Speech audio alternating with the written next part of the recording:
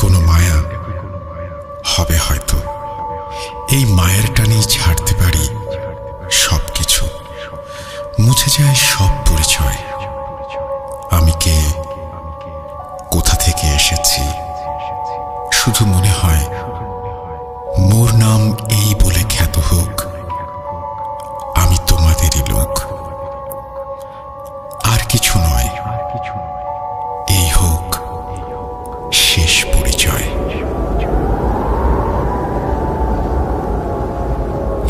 যতবার হারাবো বলে ভয় সে আমাকে গ্রাস করেছে, ততবারই হাত বাড়িয়েছেন আপনারা। যতবার ভেবেছি সুরঙ্গের ওপারে শুধুই অন্ধকার, ততবার বাতি হাতে দেখেছি দাঁড়িয়ে আছে কেউ। আমি অভিভূত। এক জীবনে এর চেয়ে বেশি আর কি চাওয়ার আছে? যে নতুন যাত্রা শুরু হলো আজ, কথা দিলাম শেষ পর্যন্ত হাঁটবো, কারণ আপনারাই আমার সব। আমার জীবনের সবচেয়ে আনন্দময় ঘটনাগুলো ঘটেছে শুক্রবারে, যার সাক্ষী আপনারা। জীবনের এক একটি মাইল ফলক ছোঁয়ার মুহূর্তগুলোতেও আমি ছুটে এসেছি আপনাদেরই কাছে।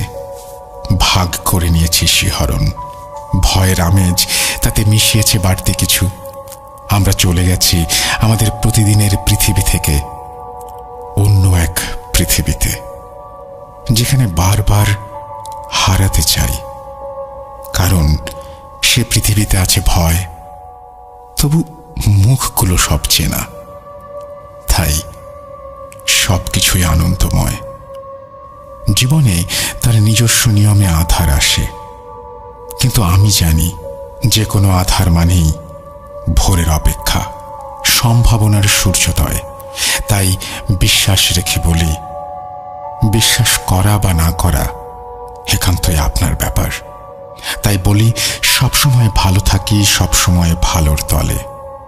আজ থেকে সবকিছু বদলে দেবার প্রত্যয়ে চলুন শুরু করি নতুন করে। স্বাগত জানাই নতুনকে চিরচেনা ভয়ের রাজ্যে।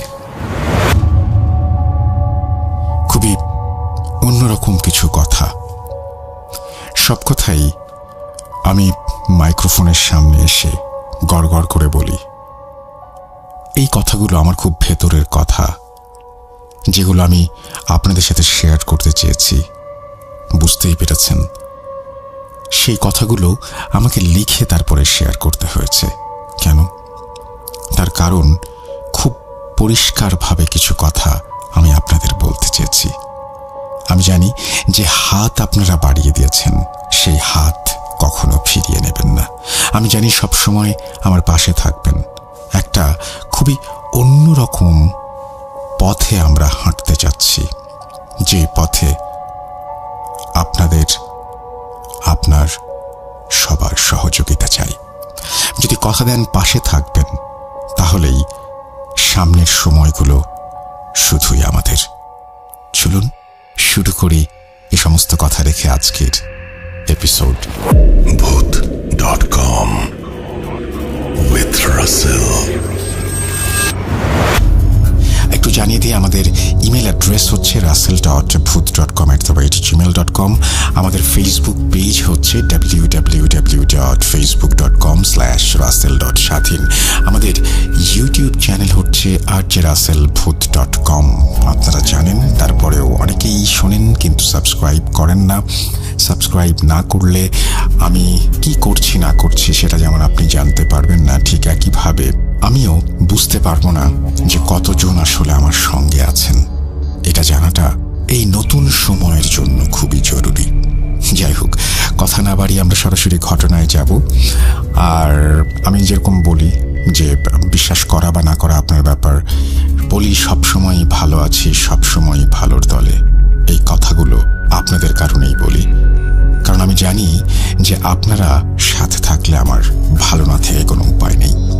আজকে শুরু করতে চাই এমন একটি মানুষের ঘটনা দিয়ে, যার ঘটনা শোনার জন্য আপনারা অধীর অপেক্ষায় যেমন বসে থাকেন, ঠিক একইভাবে আপনারা মাঝে মাঝে আমাকে জানান যে তার ঘটনা কবে আসছে। সেরকম একজন মানুষ সুকান্ত মাইতি। কথা না বাড়িয়ে তার ঘটনায় যাওয়া যাক। আসসালামু আলাইকুম রাসেল ভাই, জানি আল্লাহর রহমতে আপনি সর্বদাই ভালোর দলে থাকেন। রাব্বি ভাই সহ ভূত.কমের সমগ্র টিমের প্রতি অফুরন্ত স্নেহ ও ভালোবাসা জ্ঞাপন করে আজ আবারও হাজির হলাম। নমস্কার শ্রোতা বন্ধুরা, জানি আপনারা সবাই আল্লাহর রহমতে ভালো আছেন, সুস্থ আছেন। আমি সুকান্ত মাইতি আজ আবারও একটি অদ্ভুত মর্মান্তিক ঘটনা নিয়ে হাজির হয়েছি। ভুল ত্রুটি ক্ষমা সুন্দর দৃষ্টিতে দেখার অনুরোধ রইল। ঘটনাটি কতটা ভয়ের জানি না, তবে খুবই হৃদয় বিদারক এবং ঘটনাটি সাম্প্রতিক ঘটেছে এই গত মে মাসের দিকে। এই এলাকায় কেউ থাকলে অবশ্যই জানাবেন। এই ঘটনাটি শেয়ার করেছেন ভূত.কমের একজন একনিষ্ঠ শ্রোতা মোহাম্মদ স্বপন শেখ, সিরাজগঞ্জ জেলার শাহজাদপুর উপজেলার খুকনি ইউনিয়নে গোপীনাথপুর গ্রামের বাসিন্দা। ঘটনাটি ঘটেছে তার পাশের এলাকা জালালপুর ইউনিয়নের কোনো এক গ্রামে। প্রসঙ্গত কিছু কারণে সে গ্রামের নামটা এড়িয়ে যাচ্ছি। যাই হোক, স্বপন বলতে শুরু করে।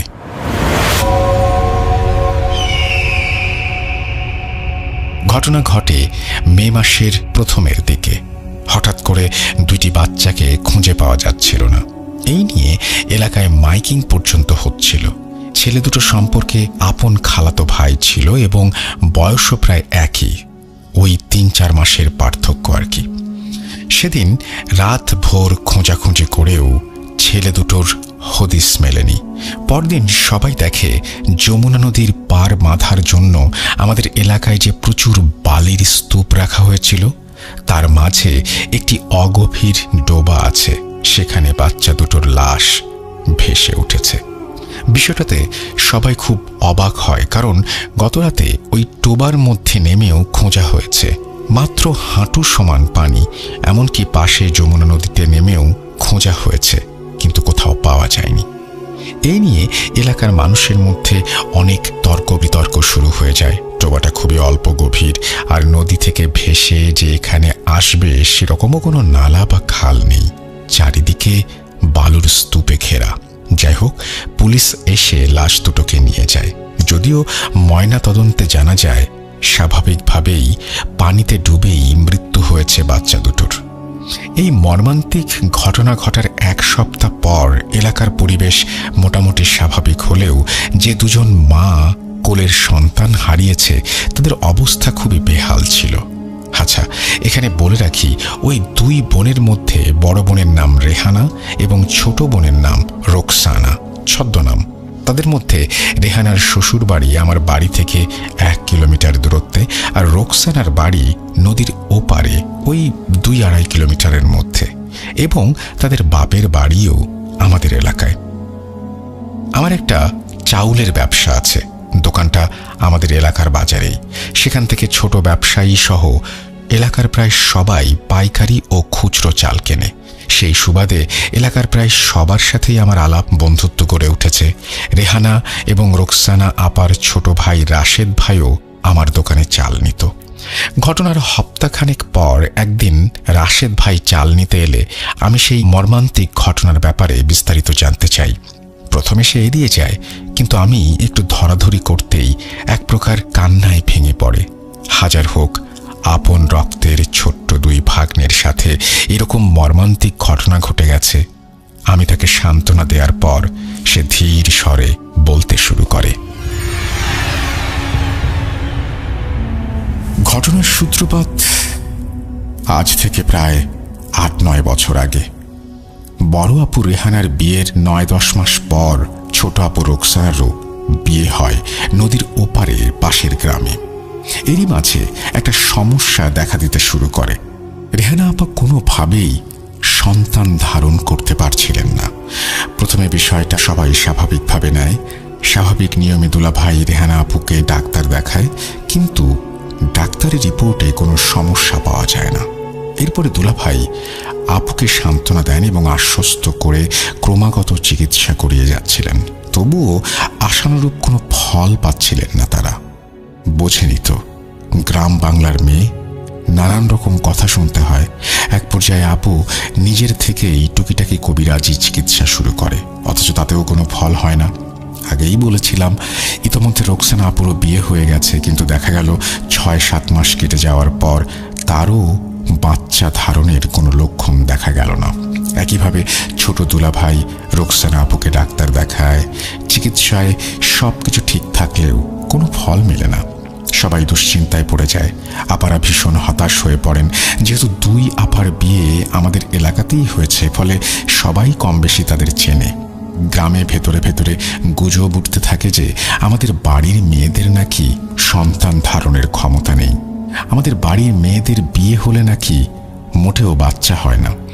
আর বছর 2 গড়ানোর পরেও যখন আপারা সন্তানের মুখ দেখলেন না, তখন গ্রামের মানুষ, পাড়া প্রতিবেশীরাও আরও কানাঘুষায় লিপ্ত হলো। আড়ালে নয়, রীতিমতো আপাদের সম্মুখে লাঞ্ছনা ভৎসনা করতে শুরু করলো। এতে আপারা ভীষণ হতাশ হয়ে পড়েছিলেন। শ্বশুরবাড়ি থেকেও কম বেশি কথা আসতে শুরু করলো। সবার বক্তব্য যে সন্তান ধারণ করার ক্ষমতা যদি না থাকে তাহলে একজনের হবে, সেটা 2 জনের কিভাবে হয়? একই প্রশ্ন ঘুরে বেড়াতে লাগলো সবখানে, সবার মধ্যে। এরপরেই আসলে মূল ঘটনার সূত্রপাত। লাঞ্ছনা গঞ্জনা সহ্য করতে না পেরে আপারা সমানে কবিরাজি চিকিৎসা নিয়ে যাচ্ছিলেন, আর বড় ভালো কোনো কবিরাজ খুঁজে বেড়াচ্ছিলেন। এরই মাঝে রোকসানা আপু একজন কবিরাজের সন্ধান পান। সেই কবিরাজ প্রথমে স্বাভাবিকভাবেই চিকিৎসা করেছিল, কিন্তু তাতেও যখন কোনো ফল হলো না, তখন কবিরাজ একটা অদ্ভুত প্রস্তাব রাখে আপুর সামনে। কবিরাজ বলে, আমি সন্তান ধারণের ব্যবস্থা করতে পারি, কিন্তু তার জন্য তোকে একটু বিপথে যেতে হবে। সেই কাজ করতে পারলে তুই সন্তান ধারণ করবি। আপু বিষয়টা শুনে কোনো কিছু না ভেবেই রাজি হয়ে যায়। আসলে লাঞ্ছনা গঞ্জনা ভৎসনা ক্রমশ সীমা অতিক্রম করছিল। রোকসানা আপু বাড়ি ফিরে রেহানা আপুকে বিষয়টা জানায়। যেই কাজটা কবিরাজ করতে বলেছিল, একটা বড় অঙ্কের টাকা ও বেশ কিছু জিনিসপত্রের দাবি করে, এবং কাজটি ছিল আমাদের শিরকের মতো অনেকটা। প্রথমে যে জিনিসপত্রগুলো নেবে এবং কাজ সম্পন্ন হলে টাকা সহ আরও কিছু জিনিসপত্র নেবে। বিষয়টা শুনে রেহানা আপু কোনো কিছু না ভেবে রাজি হয়ে যান, এবং সেই মতো তারা দুজনেই পরদিন কবিরাজের সাথে গিয়ে দেখা করেন এবং তিনি কিছু শর্ত দেন। ঠিক আছে, তবে শোন, প্রথমে তোদের দুজনের 2টো আলাদা কবরস্থানে গিয়ে এক নতুন কবর থেকে মাটি নিয়ে আসতে হবে। এরপর 3 রাস্তার মোড়ে মাটি সহ 7 ঘাটের পানি ও যমুনা নদীর পানি এবং 2 জোড়া কবুতর, 2টা খাসি দিতে হবে। তারপরে আমি আমার কাজ করব। কবরের বিষয়টা শুনে আপারা ভয় পান, কিন্তু মাতৃত্বের স্বাদ ভয়কেও ছাপিয়ে গিয়েছিল। তারা রাজি হয়ে যান। কবিরাজ পরিষ্কার করে একটা বিষয় বলে দিয়েছিল যে আপারা যখন কবরস্থানে গভীর রাতে মাটি আনতে যাবে, তখন নাকি কবরস্থানে ঢোকার আগে পর্যন্ত বিভিন্ন ধরনের লোমহর্ষক ভয়ঙ্কর আওয়াজ পেছন থেকে ভেসে আসতে পারে, কিন্তু আপারা যেন কোনোভাবেই পেছনে না তাকায়। ভয় করলেও আপারা সম্মতি জানিয়ে বাড়ি ফিরে আসে। এরপর নির্দিষ্ট দিনে অমাবস্যার রাতে যে যার গ্রামের কবরস্থানে গিয়ে নতুন কবর থেকে মাটি জোগাড় করেন। সমস্যা তেমন একটা দেখা দেয়নি, ওই টুকিটাকি 2-1টা ছাড়া। কবরস্থানে যাওয়ার সময় পেছনে কখনো শেয়ালের আওয়াজ, কখনো কুকুরের আওয়াজ, কখনো বা ঝরঝর শুকনো পাতার শব্দ, মনে হয় কেউ শুকনো পাতার উপরে হেঁটে এগিয়ে আসছে, এই আর কি। তবুও আপারা সাহস করে সেইখানে গিয়েছিলেন। বোধহয় মাতৃত্বের লোভ ও লাঞ্ছনা গঞ্জনা থেকে চিরতরে মুক্তি পেতে এই 2টা আকাঙ্ক্ষাই তাদের সাহস জুগিয়ে গিয়েছিল। বাকি সবকিছু মোটামুটি জোগাড় হলেও 2 জোড়া কবুতর ও খাসি কেনাটা একটু চাপ হয়ে যাচ্ছিল, কারণ আপাদের অবস্থা ততটা ভালো ছিল না। কবুতর জোগাড় হলেও খাসি জোগাড় করা দুষ্কর হয়ে পড়েছিল। তবুও তারা কোনো রকমে জোগাড় করে সবকিছু নিয়ে কবিরাজের কাছে যান।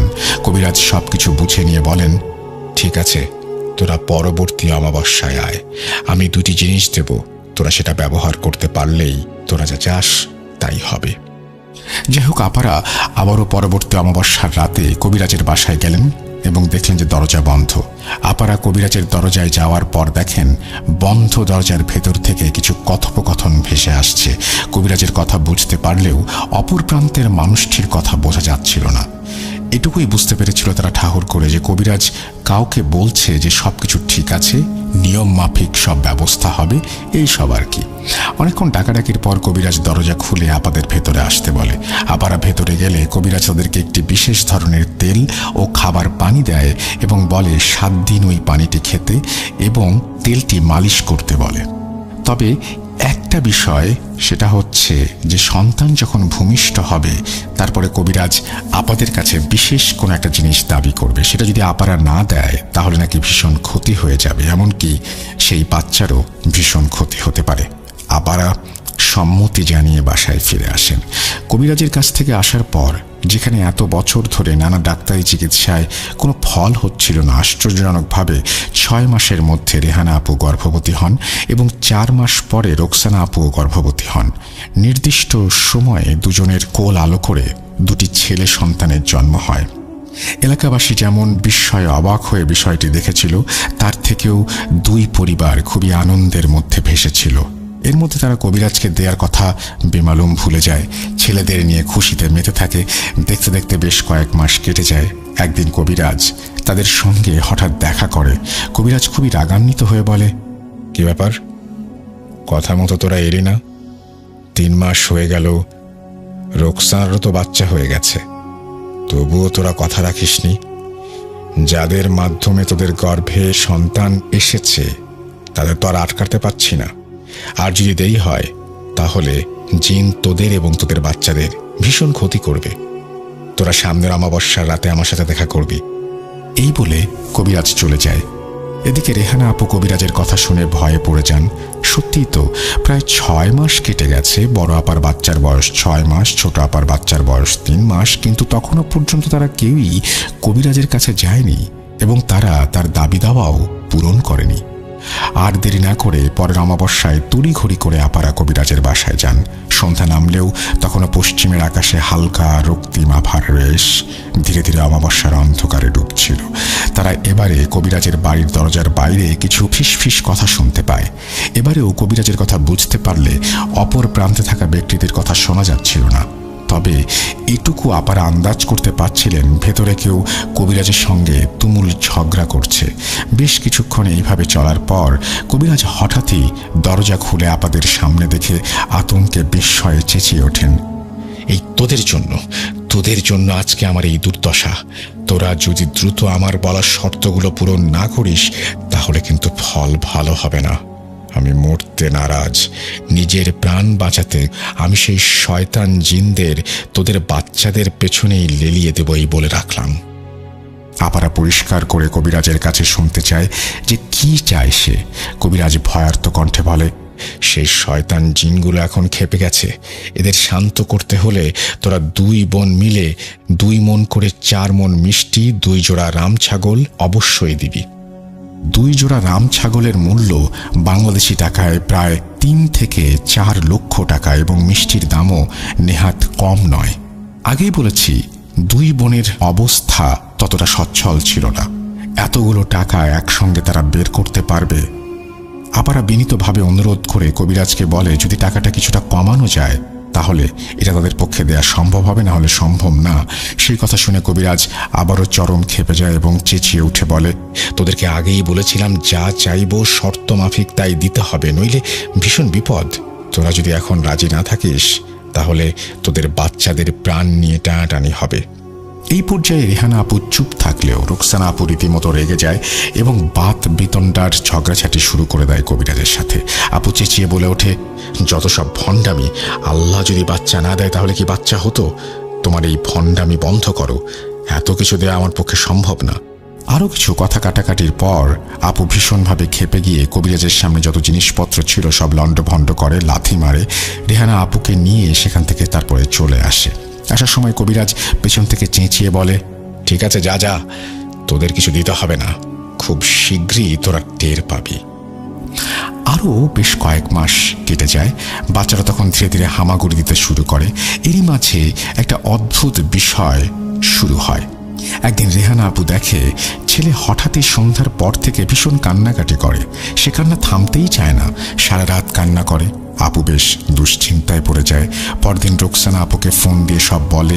তার আগে রোকসানা আপু একই কথা বলে ওঠে।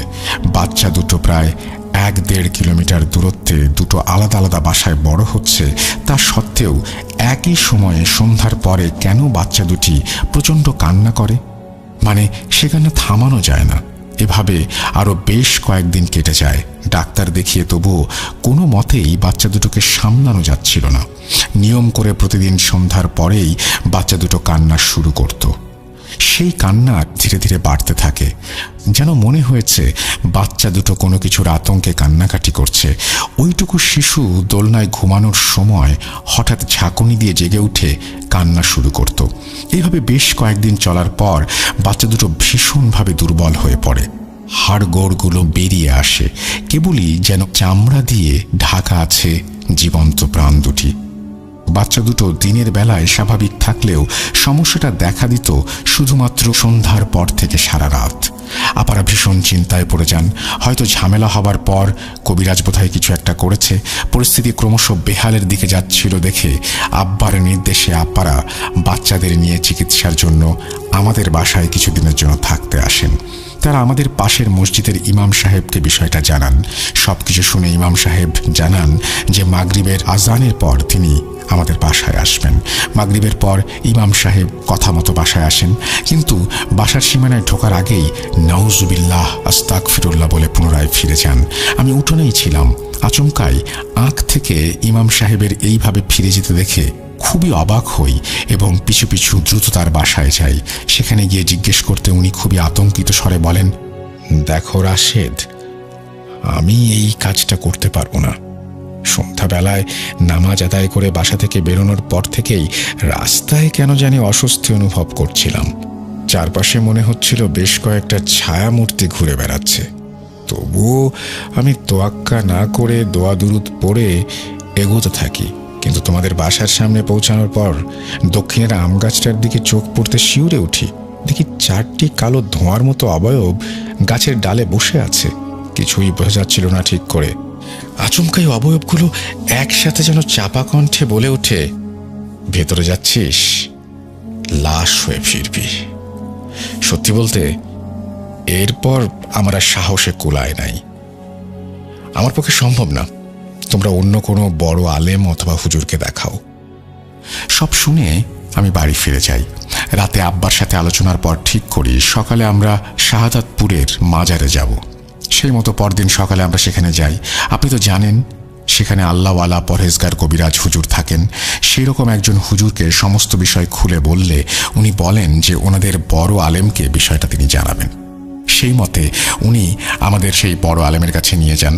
আলেম হুজুরকে সমস্ত বিষয়টা খুলে বললে উনি বলেন যে 7 দিন পরে আমাদের বাসায় যাবেন, তবে তার আগে কিছু দোয়া আমল শিখিয়ে দেন এবং সেগুলো নিয়মিত করতে বলেন। আর একটা লজ্জার বিষয় কি বলবো ভাই, সারাদিন মাঠে ঘাটে কাজ করি, গরিব মানুষ, ঠিক করে সময় বের করতে পারি না এবং আব্বাও কোনো সময় বের করতে পারেন না নামাজের জন্য। তবে আমরা সবাই জুম্মার নামাজ আদায় করতাম আলহামদুলিল্লাহ। আলেম হুজুর সেটা কেমন করে যেন বুঝে যান। উনি পরিষ্কার বলে দেন যে আমাদের সবাইকে নামাজি হতে হবে এবং প্রতিনিয়ত 5 ওয়াক্ত নামাজ আদায় করতে হবে, বাসায় কোরআন তেলাওয়াত করতে হবে। আমরা নিশ্চুপ মাথা নত করে সেখান থেকে বেরিয়ে আসি।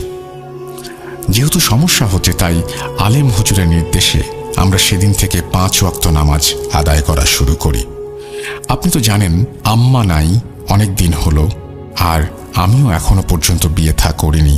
শ্বশুরবাড়িতে থাকাকালীন আমি আব্বা নিজেরাই কোনো রকমে একটু ডাল ভাত ফুটিয়ে নিজেদের পেট চালিয়ে নিতাম। এখন আপারা আসার পর ওনারা রান্নাবাড়ির দায়িত্ব নেন। সেদিন সকাল সকাল আমিও আব্বা মাঠে চলে যাই। কাজ থেকে ফিরতে ফিরতে সন্ধ্যা হয়। রেহানা আপু রান্নাবাড়ি শেষ করে ঘরে চলে যান। রোকসানা আপু তখন রান্নাঘর গোছাচ্ছিলেন। গ্রাম অঞ্চলে কলতলা একটু দূরেই হয়। ছোট আপা সবকিছু গুছিয়ে হাত পা ধুতে কলতলায় যান। আমাদের কলতলার কাছে একটি বাঁশ ঝাড় আছে। সন্ধ্যা নামলেও হালকা আলোর রেশ তখনও মেটেনি। বাঁশঝাড়ের তলাটায় বেশ অন্ধকার নেমে এসেছে। আপু হাত মুখ ধুতে ধুতে হঠাৎই দেখেন বাঁশঝাড়ের ভেতরে দুটি আগুনের মতো গোলা দপদপ করে জ্বলে উঠল। জ্বলন্ত চোখ দুটো ছাড়া কিছুই দেখা যাচ্ছিল না। রুকসানা আপু প্রাণপণে ছুটে বাড়ির দিকে যান। সেই সময় কয়েকটি ফ্যাঁস ফ্যাঁসে কণ্ঠস্বর পেছন থেকে বলে, দাঁড়া, দৌড়াচ্ছিস কেন? তোদের কাছে আমাদের যে জিনিসগুলো চেয়েছিলাম তা এখনো পর্যন্ত দিলি না, উল্টে হুজুরের কাছে যাস, কি মনে করেছিস? এই সমস্ত অনেক কিছু বলে হুমকি ধামকি দেয় এবং তারা সন্তান দুটোর ক্ষতি করবে বলেও একটা হুমকি দেয়। রুকসানা আপু আতঙ্কে প্রাণপণে ছুটে বড় আপুর ঘরে ঢুকে মেঝেতে পড়ে অজ্ঞান হয়ে যান। আমরাও ফিরে এসেছি। ততক্ষণে কি হলো কিছুই বুঝে উঠতে পারছিলাম না। রেহানা পাশে বসে খুব কান্নাকাটি করছিল, পানি ছেটাচ্ছিল, তবুও জ্ঞান ফিরছিল না ছোট আপুর। অনেক তদবির করে শেষমেশ রুকসানা আপুর জ্ঞান ফেরে। জ্ঞান ফিরতেই ছোট আপু ভীষণ কান্নাকাটি শুরু করে দেন এবং কল তোলার বিষয়টা বলেন। আব্বা, আমি, রেহানা আপু কোনো মতেই তার কান্না থামাতে পারছিলাম না। রেহানা আপু নিজেও কাঁদতে কাঁদতে বিড় করে কিছু বলছিল। তাদের দুজনকে ভীষণ ভয়ার্ত দেখাচ্ছিল। আব্বা সান্ত্বনা দিয়ে বলে ওঠেন, চিন্তা করিস না, চিন্তা করিস না আম্মা, এগুলো তোর মনের ভুল। যদি কিছু ঘটতো তাহলে রেহানাও শুনতে পেত। বাচ্চাদের নিয়ে চিন্তা করিস, তাই এরকম ভয় পাস। ইনশাল্লাহ হুজুর সব ঠিক করে দেবেন। আর তোরা কি সব বলছিস? আমি কিছু বুঝতে পারছি না। কি বলছিস তোরা? জিনে কি করেছে? কবিরাজের সাথে ঝগড়া, এসব কি? ঠিক সেই সময় কান্না থামিয়ে ধীরে ধীরে রেহানা আপু সবকিছু খুলে বলেন। তখনই আমি জানতে পারি বিষয়টা। এর আগে আমি আব্বা কেউই জানতাম না এভাবে তারা শিরকের কাজ করেছেন। এখন আর কি করা? আব্বা দুঃখের স্বরে বলেন, চিন্তা করিস না, সবকিছু ঠিক হয়ে যাবে, দাদাদের কিচ্ছু হবে না ইনশাআল্লাহ। এই 7 দিনে আর তেমন কিছু না ঘটলেও বাচ্চাদের কান্নার পরিমাণ ক্রমশই বাড়ছিল। 7 দিন পর মাগরিবের আজান শেষ হলে আলেম হুজুর আমাদের বাসায় আসেন। তিনিও বাসার সীমানায় ঢোকার আগে বেশ কিছু নানাবিধ দোয়া দুরুদ পড়ে তারপরে বাসায় প্রবেশ করেন। প্রবেশ করার পর হুজুর ঘুরে ঘুরে সবকিছু দেখছিলেন। বাচ্চাদের কাছে গিয়ে অবাক হয়ে যান। দেখেন আসলেই বাচ্চাগুলো ভীষণ কান্নাকাটি করছে, শরীর যেন কঙ্কালের ওপরে চামড়া জড়ানো। হুজুর সাথে করে তেল পরা নিয়ে এসেছিলেন।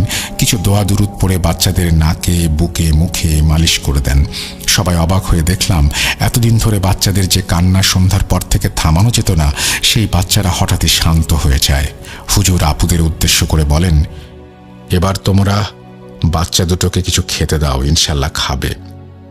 এরপর আরও কিছুক্ষণ বাড়ি ঘর দৌড় দেখে হুজুর চুপচাপ যাওয়ার জন্য প্রস্তুত হন। আর আব্বাকে বলেন, কালকে আপনাদের মধ্যে কেউ একজন আমার সঙ্গে যেন দেখা করেন, কিছু জানানোর আছে, আজ বলবো না। এরপর উনি সালাম জানিয়ে চলে যান। পরদিন সকাল সকাল যথারীতি আমি আলেম হুজুরের কাছে যাই। যাওয়ার পর উনি বেশ গম্ভীর স্বরে কিছু কথা বলেন। দেখো, গত রাতে আমি তোমাদের বাড়ি যাওয়ার পর কেমন যেন একটা অস্বস্তি অনুভব করেছিলাম, যেন সারাক্ষণ পাশে কেউ ঘোরাঘুরি করছে। 3-4টে ছায়া সম্ভবত। এমনকি ফেরার সময় গাড়িতে ওঠার পরেও মনে হলো কেউ আমার পাশে বসে আছে, কিন্তু কাউকে দেখা যাচ্ছিল না। আমার সহচরী ছাত্র জিনদের আহ্বান করতে ওরা এসে জানায় যে তোমাদের বাসার মধ্যে 4টি কালো ছায়াকে তারা ঘুরতে দেখেছে। তারা এও জানায় যে ফেরার সময় কালো ছায়াগুলো ভীষণ বিদ্রূপ করে গালাগালি করেছিল, এমনকি আমাকে নাকি শেষ করে দেবে হুমকিও দিয়েছিল। কিন্তু আপাতত তারা আমার কোনো ক্ষতি করতে পারেনি। আসলে আমার ছাত্র জিনেরা সবসময় আমাকে সুরক্ষা দিয়ে থাকে। রাতে তারা এসে জানায় যে তোমার 2 বোন নাকি শিরক পদ্ধতিতে গুনাহ করেছে। যেহেতু স্বাভাবিক নিয়মে সন্তান ধারণ করতে পারছিল না, তাই কোনো এক লোভে নিকৃষ্ট কবিরাজের সাহায্যে সেই 4টি শয়তান জিনের সাহায্য নিয়েছিল। পরবর্তীতে কবিরাজের শর্ত মাফিক 2 জোড়া রাম ছাগল, 2 মণ মিষ্টি জিনদের দেওয়ার কথা ছিল, কিন্তু না দেয়ায় জিনগুলো অসন্তুষ্ট হয়েছে। এদিকে তোমার বোনেরা কবিরাজকে ভণ্ড ও নানাবিধভাবে অপমান গালিগালাজ করেছে। কবিরাজ খেপে গিয়েছে এবং জিনদের তোমাদের বোনদের পেছনে লাগিয়ে দিয়েছে। এই জন্য শয়তানগুলো তোমাদের বাসার থেকে সারাক্ষণ বাচ্চাগুলোকে ভয় দেখায়, তাই বাচ্চারা ওইরকম আতঙ্কে কেঁদে ওঠে। জিনগুলো ভীষণ শক্তিশালী। জানি না আমি কতটা করতে পারবো। তোমরা শরিয়া নিয়মে বিভিন্ন আমল করতে থাকো, কোরআন তেলাওয়াত করো, ইনশাল্লাহ সব ঠিক হয়ে যাবে, চিন্তা করো না। ইনশাল্লাহ 2 দিন পর আমি তোমাদের বাসায় যাব। আমি সবকিছু শুনে নীরবে সেখান থেকে চলে আসি। এর 2 দিন পর হুজুর আমাদের বাসায় আসেন এবং 2টি গোল গন্ডি কেটে কিছু আমল করে রেহানা আপু এবং রুকসানা আপুকে তার মধ্যে বসিয়ে দোয়া পড়ে সেই শয়তান জিনগুলোকে তাদের মধ্যে আহ্বান করেন। জিনগুলো আপুর শরীরে আসার সময় চারিদিকের পরিবেশটা যেন তোলপাড় হয়ে যাচ্ছিল, যেন ভূমিকম্প হচ্ছিল। ওরা আপুদের শরীরের ভেতরে এসে যথারীতি আগের মতন হুজুরকে গালাগালি করে, চেঁচামেচি করে, বলে এরা আমাদের শর্ত মানেনি, তাই বাচ্চা দুটোকে নিতে এসেছি। এবং যে দৃশ্য সেখানে ঘটছিল তা দেখে আতঙ্কে গায়ে কাঁটা দিয়ে ওঠে। আপার মুখ খোলা, ঠোঁট জিভ কিছুই নড়ছে না, অথচ মুখের ভেতর থেকে একসঙ্গে অনেকগুলো ফ্যাঁস ফ্যাঁসে কণ্ঠস্বর বেরিয়ে আসছে। হুজুর তাদের বোঝায় এবং বলে, দেখো ওরা গরিব মানুষ, এদের পক্ষে 5-6 লক্ষ টাকা জোগাড় করা দুষ্কর, এরা কি করে এত কিছু দেবে, এদেরকে মাফ করে দাও। কিন্তু জিনেরা মানতে নারাজ। শেষমেশ হুজুর রেগে গর্জে ওঠেন, দেখো দুনিয়া আল্লাহর কালামের, আমি চাইলে তোমাদের পিটিয়ে তাড়িয়ে দিতে পারি। তবুও জিনেরা শোনে না, হুজুরের সঙ্গে ঝগড়া করতে শুরু করে। এক পর্যায়ে হুজুর রেগে গিয়ে কিছু তদবির করে ঝোলা থেকে একটি বিশেষ লাঠি বের করে তাদের পেটাতে শুরু করে। আশ্চর্যের বিষয় হলো, জোরে জোরে পেটানোর সত্ত্বেও আপারা যে কাঁদছিল, যেন মনে হচ্ছিল তারা না, তাদের ভেতর থেকে একসাথে অনেকগুলো মিশ্রিত কণ্ঠস্বর কান্নার সুরে বেরিয়ে আসছিল। এই সব বেশ কিছুক্ষণ চলার পর আপাদের ভেতর থেকে শয়তানগুলো একসাথে চেঁচিয়ে বলে, ঠিক আছে আমরা চলে যাচ্ছি, কিন্তু এর প্রতিশোধ একদিন না একদিন আমরা নেবই। প্রত্যুত্তরে হুজুর চেঁচিয়ে বলে ওঠে, তোরা কিছুই করতে পারবি না, আল্লাহ ভরসা। ঠিক সেই মুহূর্তে রেহানা আপু রুকসানা আপু মাটিতে লুটিয়ে পড়েন। প্রায় ঘণ্টাখানেক পর আপুদের জ্ঞান ফেরে। এরপর হুজুর তাদের বেশ কিছু আমল শিখিয়ে দেন এবং বলেন সেগুলো নিয়মিত পালন করতে, তাহলে আর কোনো সমস্যা হবে না ইনশাল্লাহ। হুজুর এও বলেন যে ওনার ছাত্র জিনেরা সবসময় বাচ্চাদের পাহারা দেবে। এরপর থেকে হুজুরের কথা মতো আপারা নিয়মিত তদবির আমল করতে শুরু করেন, 5 ওয়াক্ত নামাজ পড়েন। এদিকে ধীরে ধীরে বাচ্চারাও সুস্থ থাকে, স্বাভাবিকভাবেই বড় হচ্ছিল। এইভাবে বেশ কিছু বছর কেটে যায়, কোনো সমস্যা হয় না। বর্তমানে এই অঘটনের প্রায় 3-4 মাস আগে হুজুর স্বাভাবিক বার্ধক্যজনিত কারণে ইন্তেকাল করেন। ঠিক তারপর থেকেই আবারও সমস্যাগুলো দেখা দেয়। কিন্তু এতগুলো বছর স্বাভাবিকভাবে কেটে যাওয়ার ফলে আপারা ও আমরা কেউই ধারণা করতে পারিনি যে শয়তান জিনগুলো আবারও ফিরে আসবে। তবে বাচ্চা দুটো খেলতে গেলে মাঝে মাঝে ফিরে এসে আম্মাদের জানাতো তাদেরকে 4 জন মানুষ প্রায়ই ডাকে, এসো এসো আমাদের সঙ্গে, এসো খাবার দেব, খেলনা দেব, এসো। আপারা ভেবেছিল হয়তো কোনো ছলে ছেলে ধরা ভুলিয়ে ভালিয়ে বাচ্চাদের ধরতে এসেছে। তখনও আমরা ধারণাই করতে পারিনি যে শয়তান জিন এভাবে এসে ঘুরে বেড়াচ্ছে। আপারা বাচ্চাদের যথারীতি বুঝিয়ে দেন যে এরকম কোনো মানুষ যদি লজেন্স, খেলনা, মিষ্টি দিয়ে ডাকে তাহলে যেন তারা না যায়। এরই মাঝে একদিন ভাগ্নে দুজন আমাদের বাড়িতে বেড়াতে আসে। তার ঠিক 3 দিনের মাথায় অঘটন ঘটে যায়। সারাদিন মাইকিং হয়, এলাকায় খোঁজাখুঁজি হয়, কিন্তু ভাগ্নে দুজনের কোথাও খোঁজ পাচ্ছিলাম না। আশেপাশে সমস্ত ইউনিয়ন খুঁজে দেখি, কিন্তু খুঁজে পাই না। দেখতে দেখতে রাত হয়ে আসে, তবুও আমাদের খোঁজা শেষ হয় না। এদিকে আপারা কাঁদতে কাঁদতে প্রায় অজ্ঞান হয়ে মাঝরাতে হঠাৎই দুজনে একসাথে চেঁচিয়ে জেগে ওঠে এবং হাউমাউ করে কাঁদতে থাকে। আপাদের একটু ধাতস্থ করে জানতে পারি যে স্বপ্নে তারা দেখেছে 4 জন শয়তান জিন এসে আপুদের বলছে, তোদের বলেছিলাম না প্রতিশোধ নেবই, প্রাপ্য বুঝে নেব। এই বলে রাশেদ ডুকরে কেঁদে ওঠে। আমি তাকে শান্ত করে বাড়ি পাঠাই।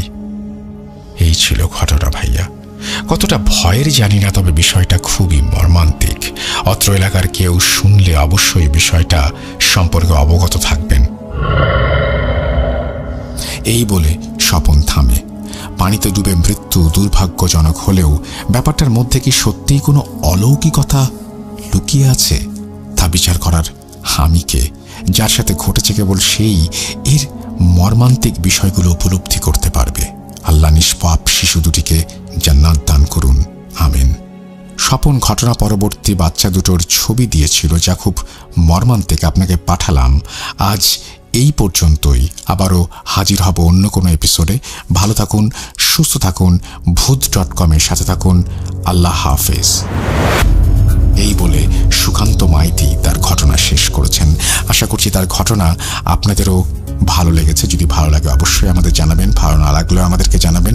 আমরা চলে যাব আমাদের পরবর্তী ঘটনায়। আশা করছি প্রথম থেকে শেষ পর্যন্ত ভূত.com-এর সাথে থাকবেন আপনারা। চলুন পরবর্তী ঘটনায় যাওয়া যাক।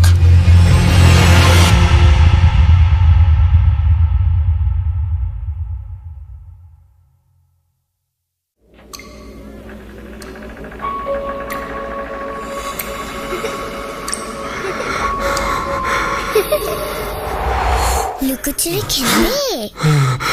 লুকোচুরি তুমি লুকাও, আমি ঠিকই তোমাকে খুঁজে পাবো।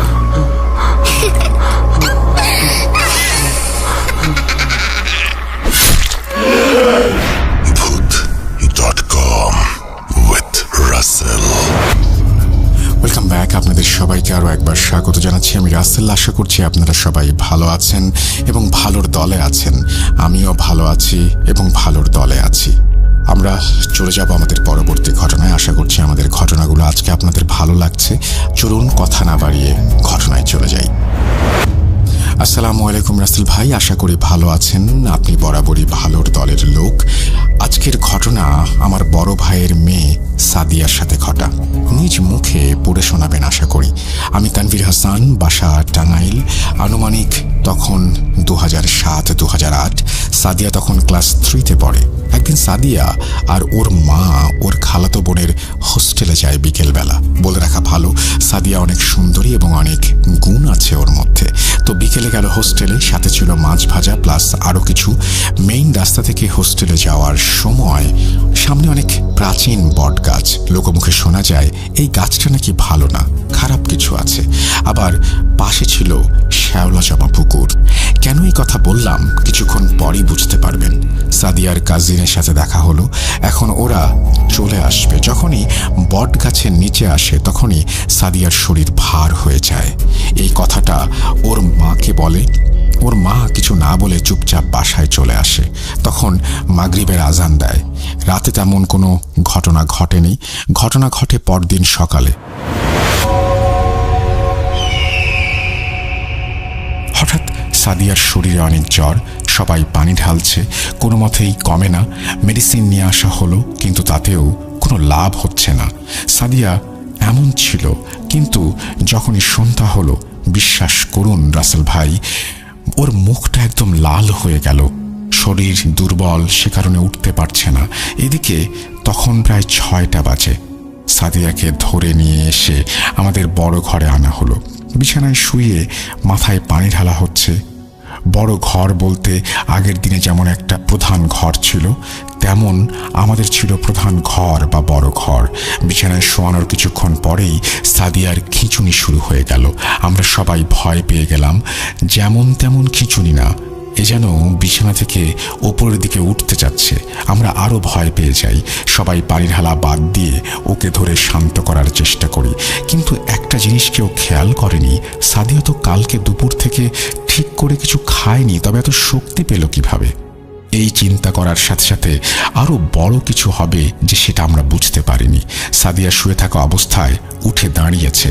আমরা সবাই অনেক ভয় পেয়ে যাই। সবাই ওকে চাপ দিয়ে বিছানায় বসাই। বিশ্বাস করবেন না, ওর শরীরে এত জোর আমরা 5-6 জন ধরে রাখতে পারছি না। সে উঠে চলে যায়, মুখ একদম লাল। তখন আমাদের বুঝতে বাকি রইল না যে ওর ওপরে খারাপ কিছু ভর করেছে। তখন আম্মু বললেন, কালকে আমি ভাজি মাছ নিয়ে গিয়েছিলাম কলেজের হোস্টেলে। তখন সাদিয়া বলছিল ওর শরীর কেমন যেন লাগছে। আমি বুঝতে পারিনি এমন কিছু হবে। সবাই কান্নাকাটি করছে, কি করব এখন কিছুই বুঝতে পারছি না।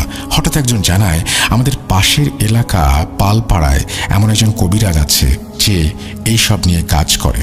আমরা রওনা হই সাদিয়াকে নিয়ে কবিরাজের উদ্দেশ্যে। 30 মিনিটের মধ্যেই আমরা চলে আসি। কবিরাজ তখন ধ্যানমগ্ন ছিলেন। সাদিয়াকে নিয়ে তার সামনে বসানো হলো। যখন সে চোখ খুলে তখন সে ভয় পেয়ে গেলেন সাদিয়াকে দেখে। তার চোখে ছিল ভয়ের ছাপ, কিন্তু সাদিয়াকে দেখে মনে হচ্ছে ও একদম স্বাভাবিক। কবিরাজ নামাজ পড়তে চলে গেলেন ভেতরে। তখন সাদিয়া তার আসনেই বসে আছে। নামাজ শেষ করে কবিরাজ আসনে বসলেন। যখনই দোয়া পড়া শুরু করলেন তখনই সাদিয়া আবারও আগের মতো শক্তি দেখাচ্ছে, উঠে চলে যাবে।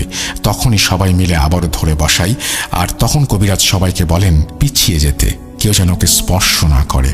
যদি কেউ স্পর্শ করে সাদিয়ার শরীর, তাহলে তার শরীরেও চলে যেতে পারে। এমন একটা ভয়ানক পরিস্থিতি তখন। তারপর কবিরাজ দোয়া পড়ে অনেক কষ্টে সাদিয়ার শরীর থেকে জিনটাকে বের করলেন এবং সেটা তার কাছে রেখে দেন। তারপর সাদিয়া সুস্থ হয়ে যায়। কবিরাজ পরে আমাদের জানায় যে ওর সাথে যে ছিল তার নাকি মাথা ছিল না, সে ছিল সেই প্রাচীন বটগাছটায়। এই বলে তিনি আসন থেকে উঠে আমাদের চলে আসতে বলেন। সাদিয়া তখন একদম সুস্থ।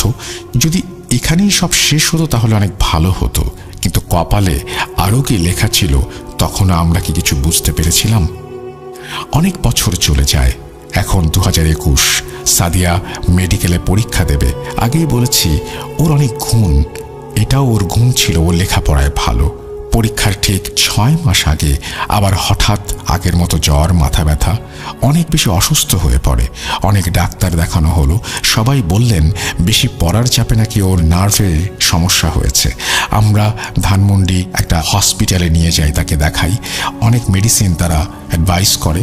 কয়েকদিন ঠিক ছিল, কিন্তু কয়েকদিন পর আবারও আগের মতো অবস্থা হয়ে গেল। এবার আরও ভয়ানক হয়ে গেল অবস্থা।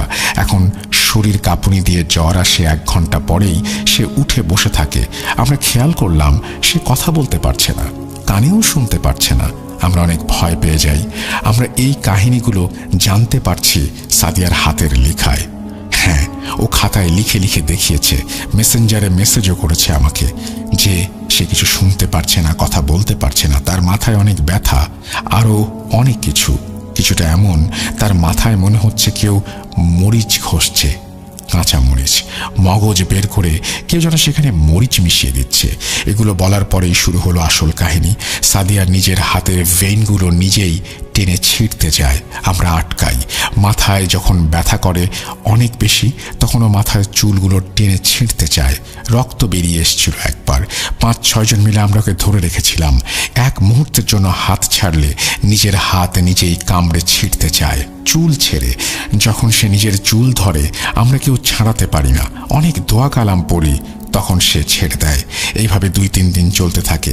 এবার সবাই ওর সাথে আমরা অসুস্থ হয়ে যেতে শুরু করি। কি করব বুঝতে পারছি না।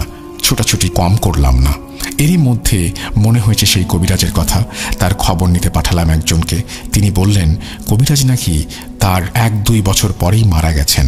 সব জিনগুলোকেও মুক্ত করে দিয়েছেন। সেই জিনটাই আবার এসেছে সাদিয়ার কাছে, তাই এমন করছে। আমরা সবাই ভয় পেয়ে যাই। কাছের অনেক হুজুরকে দেখাই, লাভ হয় না কোনো। কয়েকদিন পর এক ইমামের খোঁজ পাই, তার কাছে নিয়ে যাই। সেখানে নেয়ার জন্য সাদিয়াকে বলা হলে সে না করে দেয়, কোনো মতেই সে যাবে না তার কাছে। তখন ইমাম সাহেবকে ভিডিও কল দেয়া হয়। ইমাম ওখানে বসে দোয়া দুরূদ পড়ে ফু দেন এবং একটু শান্ত করেন। তখন নিয়ে যায় ওকে। অনেক সূরা পড়ে, অনেক লড়াই করে সেই জিনটাকে হুজুর আটকাতে সক্ষম হন। তারপর সাদিয়াকে বাসায় নিয়ে আসা হয়। তখনও সব ঠিক হয়নি। সাদিয়া কথা বলতে পারত না, তখনও কানেও শুনত না। আমাকে বলছে খাতায় লিখে আমাদের ঘরের সামনে মেহেদি গাছ কেটে ফেলতে হবে। এখানেই নাকি জিনটা থাকতো। যদি না কাটি তাহলে আবার সেই জিনটা আসবে, আরো বড় ক্ষতি হবে। সবাইকে নামাজ পড়তে হবে, তাহলে সে আর আসবে না। এমন কিছু একটা। আমরা সাথে সাথে সেই মেহেদি গাছটা কেটে ফেলি। একটু পরেই খবর পাই সাদিয়া কানে শুনতে পাচ্ছে। আমরা সবাই খুশি। পরের দিন আর একটা কান খুলে যায়, কথাও বলতে পারে। এই ছিল আমাদের সাথে ঘটে যাওয়া মর্মান্তিক দুর্ঘটনা। আল্লাহ সবাইকে রক্ষা করুন। থ্যাংক ইউ ভেরি মাচ আপনার ঘটনার জন্য। এবং খুবই অদ্ভুত টাইপের একটা ঘটনা। এবং একটা মানুষ হঠাৎ করেই কথা বলতে পারবে না, কানে শুনতে পারবে না, এরকম একটা পরিস্থিতির সম্মুখীন হবে। এবং এই প্রথম শুনলাম তেঁতুল গাছ নয়, বট গাছ নয়, অন্য কোনো গাছ নয়, মেহেদি গাছ কেটে ফেলতে হবে যাতে জিন আবার সেখানে ফিরে আসতে না পারে। একটু অন্যরকম ঘটনা তো বটেই। এবং আমিও এটা নিজে শুনেছি যে অনেক সময় এরকম হয় যে একজন কবিরাজ বা একজন হুজুর যখন তিনি মারা যান তখন তিনি অনেক জিনকে মুক্ত করে দিয়ে যান, এবং সেইগুলোর কারণে পরবর্তীতে অনেক ঘটনাই ঘটে এবং সেগুলো খুবই স্বাভাবিক নিয়মেই ঘটে। এখানেও সেরকমই একটা কিছু ঘটেছে, যদিও এই সমস্ত সম্পর্কে আমার জ্ঞান খুব সীমিত। আমার ঘটনার ভাণ্ডার বড়, কিন্তু আমার জ্ঞান কিন্তু খুবই সীমিত, কারণ আমি আসলে নিজ থেকে কোনো কিছুই বলতে পারি না, শুধুমাত্র আপনাদের সামনে উপস্থাপন করতে পারি। আপনারা নিশ্চয়ই আমার চাইতে ভালো জানেন এবং এরকম ঘটনা নিশ্চয়ই আপনাদের সাথে আছে, সেই ঘটনাগুলো অবশ্যই আমাদের জানাবেন। আমরা একটা এপিসোড করার চিন্তা করছি, যে এপিসোডটি একটু অন্যরকম একটা এপিসোড করব, এবং আমরা সেখানে চেষ্টা করব যে 60 ঊর্ধ্ব যারা মানুষ তাদের ঘটনা রাখতে, এরকম একটা এপিসোড করার চিন্তা ভাবনা করছি। সুতরাং আপনাদের চারপাশে যে সমস্ত মানুষ যারা হচ্ছে আপনাদের চাইতে অনেক বয়সে বড়, আপনাদের বাবা হতে পারেন, দাদা হতে পারেন, যাদের বয়স 60-এর বেশি, তাদের কাছ থেকে ঘটনা সংগ্রহ করুন এবং সেই ঘটনাগুলো আমাদের পাঠান। থাকে না যে অনেক সময় হয়তো আপনার ভাইয়ের কাছ থেকে ঘটনা শুনছেন, সেই ঘটনাটা আমাদের পাঠাচ্ছেন, কিন্তু আমরা অ্যাটলিস্ট বাবা, চাচা, দাদা, দাদি, নানা, নানি এদের কাছ থেকে শোনা, বা মা, খালা এদের কাছ থেকে শোনা, যাদের বয়স 60-এর বেশি, তাদের কাছ থেকে শোনা ঘটনা নিয়ে একটা সিরিজ করতে চাই। যদি আপনারা আমাদের সাহায্য করেন, ডেফিনেটলি আমরা চমৎকার একটা সিরিজ আপনাদের উপহার দিতে পারবো। আপনারা শুনছেন ভূত.com, আমি রাসেল আছি সাথে, এবং আমাদের ইমেল অ্যাড্রেস হচ্ছে russell.booth.com@gmail.com, যেখানে আপনার ঘটনাগুলো পাঠাতে হবে। এবং আমাদের ইউটিউব চ্যানেল হচ্ছে rjrussellbooth.com, যেখানে আপনারা রেগুলার ঘটনা শুনতে পাচ্ছেন। আমরা সর্বস্ব দিয়ে চেষ্টা করছি আপনাদেরকে আনন্দ দেওয়ার জন্য, এবং আপনারা সব জায়গায় সেই ঘটনাগুলো এই কারণেই শুনতে পাচ্ছেন যে আমরা চেষ্টা করছি যে শুধুমাত্র একদিন না, আরও কয়েকটা দিন যদি আপনাদের সামনে হাজির হতে পারি ঘটনা নিয়ে, যদি সম্ভব হয় তাহলে চেষ্টা করব সেটা। যাই হোক, আমরা চলে যাব আজকের পরবর্তী ঘটনায়, এবং আমরা আশা করব যে আপনারাও আমাদের ঘটনা পাঠাবেন। কথা না বাড়িয়ে চলুন ফিরে যাওয়া যাক পরবর্তী ঘটনায়।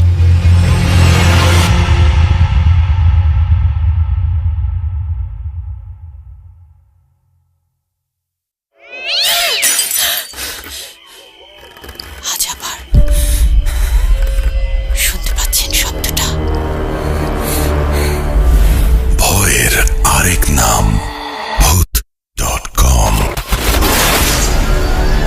with Russell। ওয়েলকাম ব্যাক, আপনাদের সবাইকে স্বাগত জানাচ্ছি। আমি রাসেল। আশা করছি আপনারা সবাই ভালো আছেন, ভালোর দলে আছেন। আমাদের এই এপিসোডে রাব্বি, রাকিব থেকে শুরু করে আরও বেশ কিছু মানুষ, আপনাদের পরিচিত এবং অপরিচিত বেশ কিছু মানুষ তাদের ঘটনা শেয়ার করবেন বলেই কথা আছে। সো আমরা কথা না বাড়িয়ে সরাসরি ঘটনায় চলে যাব, এবং আমরা একটা একটা করে ঘটনা আপনাদের সামনে উপস্থাপন করব। আপনাদের তারপরে কমেন্ট সেকশনে গিয়ে লিখতে হবে যে ঘটনাটি কার ছিল, এবং আপনাদের যে কোনো প্রশ্নও কিন্তু আপনারা কমেন্ট সেকশনে লিখতে পারেন। আমাদের মডারেটররা সবসময়ই এই ব্যাপারে উত্তর দেবে। আমাদের সাথে কীভাবে যোগাযোগ করতে হবে এবং আমরা কোথায় কোথায় আছি সেটা বলবো। মাঝখানে আমরা বলি যে পরবর্তী ঘটনাটি আপনার কার মনে হচ্ছে, ভাবতে থাকুন এবং কমেন্ট করতে থাকুন। মাঝখানে আমি একটু বলে দিই কীভাবে আমাদের সাথে যোগাযোগ করবেন। আমাদের ইমেল অ্যাড্রেস russell.booth.com@gmail.com। আমাদের ইমেল অ্যাড্রেসের পাশাপাশি আমাদের ইউটিউব চ্যানেল লিঙ্ক হচ্ছে rjrussellbooth.com, আর আমাদের ফেসবুক পেজ হচ্ছে www.facebook.com/russell.স্বাধীন। আপনারা যারা যারা সঠিক উত্তর দিয়েছেন তাদের সঠিক উত্তরগুলো সেই মানুষগুলোর কাছে আমি বলবো যে যার ঘটনা তিনি যেন এবার কমেন্ট সেকশনে এসে থ্যাঙ্কস লিখে দেন। যারা শুনছেন তারা একটু আমরা একটু ইন্টারাক্টিভ করি শোটাকে। যাই হোক, চলুন শুরু করি তাহলে আমাদের প্রথম অডিও ক্লিপ, যেটি পাঠিয়েছেন কে মিলিয়ে নিন কমেন্ট সেকশনের সাথে।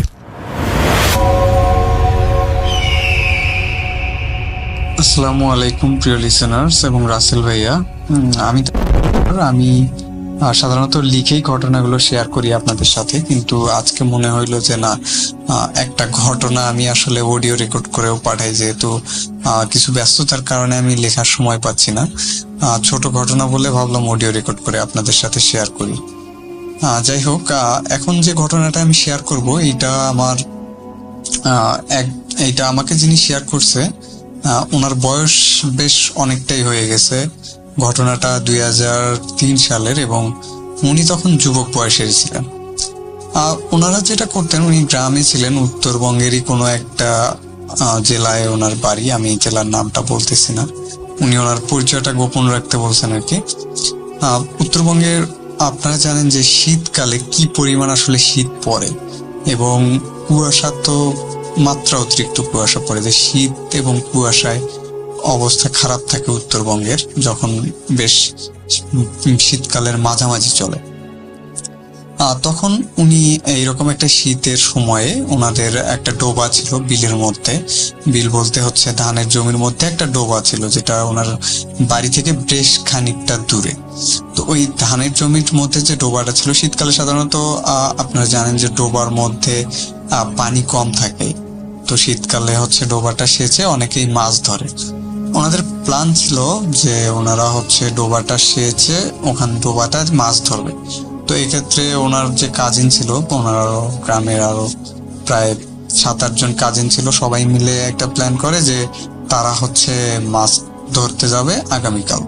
এবং যেহেতু গ্রামে যেটা হয় সাধারণত যে সকালবেলা তারা খুব ভোরে মাছ ধরতে যায়, পানি সেচ দেয়। তো 2003 সালের ওই দিকের ঘটনা। তখন অনেক মানুষই যেটা করতো গ্রামে, আপনারা হয়তো যারা অনেক আগে গ্রামে থাকতেন তারা হয়তো জানেন যে বাঁশের একটা হোচা বলা হয় আর কি, আমাদের ওইদিকে আঞ্চলিক ভাষায়, আমি জানি না যে এটা অন্য জায়গায় কি বলা হয় আর কি, হোচা, যেটা দিয়ে অনেকেই আগে গরুর গোবর ফেলতে ব্যবহার করতো আর কি। তো এই হোচার হচ্ছে দুই পাশে দড়ি লাগায় ওইটা দিয়ে একটা পদ্ধতিতে দড়ি টেনে টেনে পানি সেচ দেয়া আগে মানুষ পুকুর বা ডোবাগুলো বেশি সেচ দিত আর কি। এরকম একটা ওনারা পরিকল্পনা করে যে ঠিক আছে আমরা তাহলে কালকে সকালে ভোরে যে পানি সেচা শুরু করবো আলো ফোটার আগেই, এবং যখন ডোবা থেকে সব পানি বের করে ফেলা হয়ে যাবে তখন বেশ সকাল হয়ে যাবে, তখন তারা নেমে মাছগুলো ধরে ফেলবে।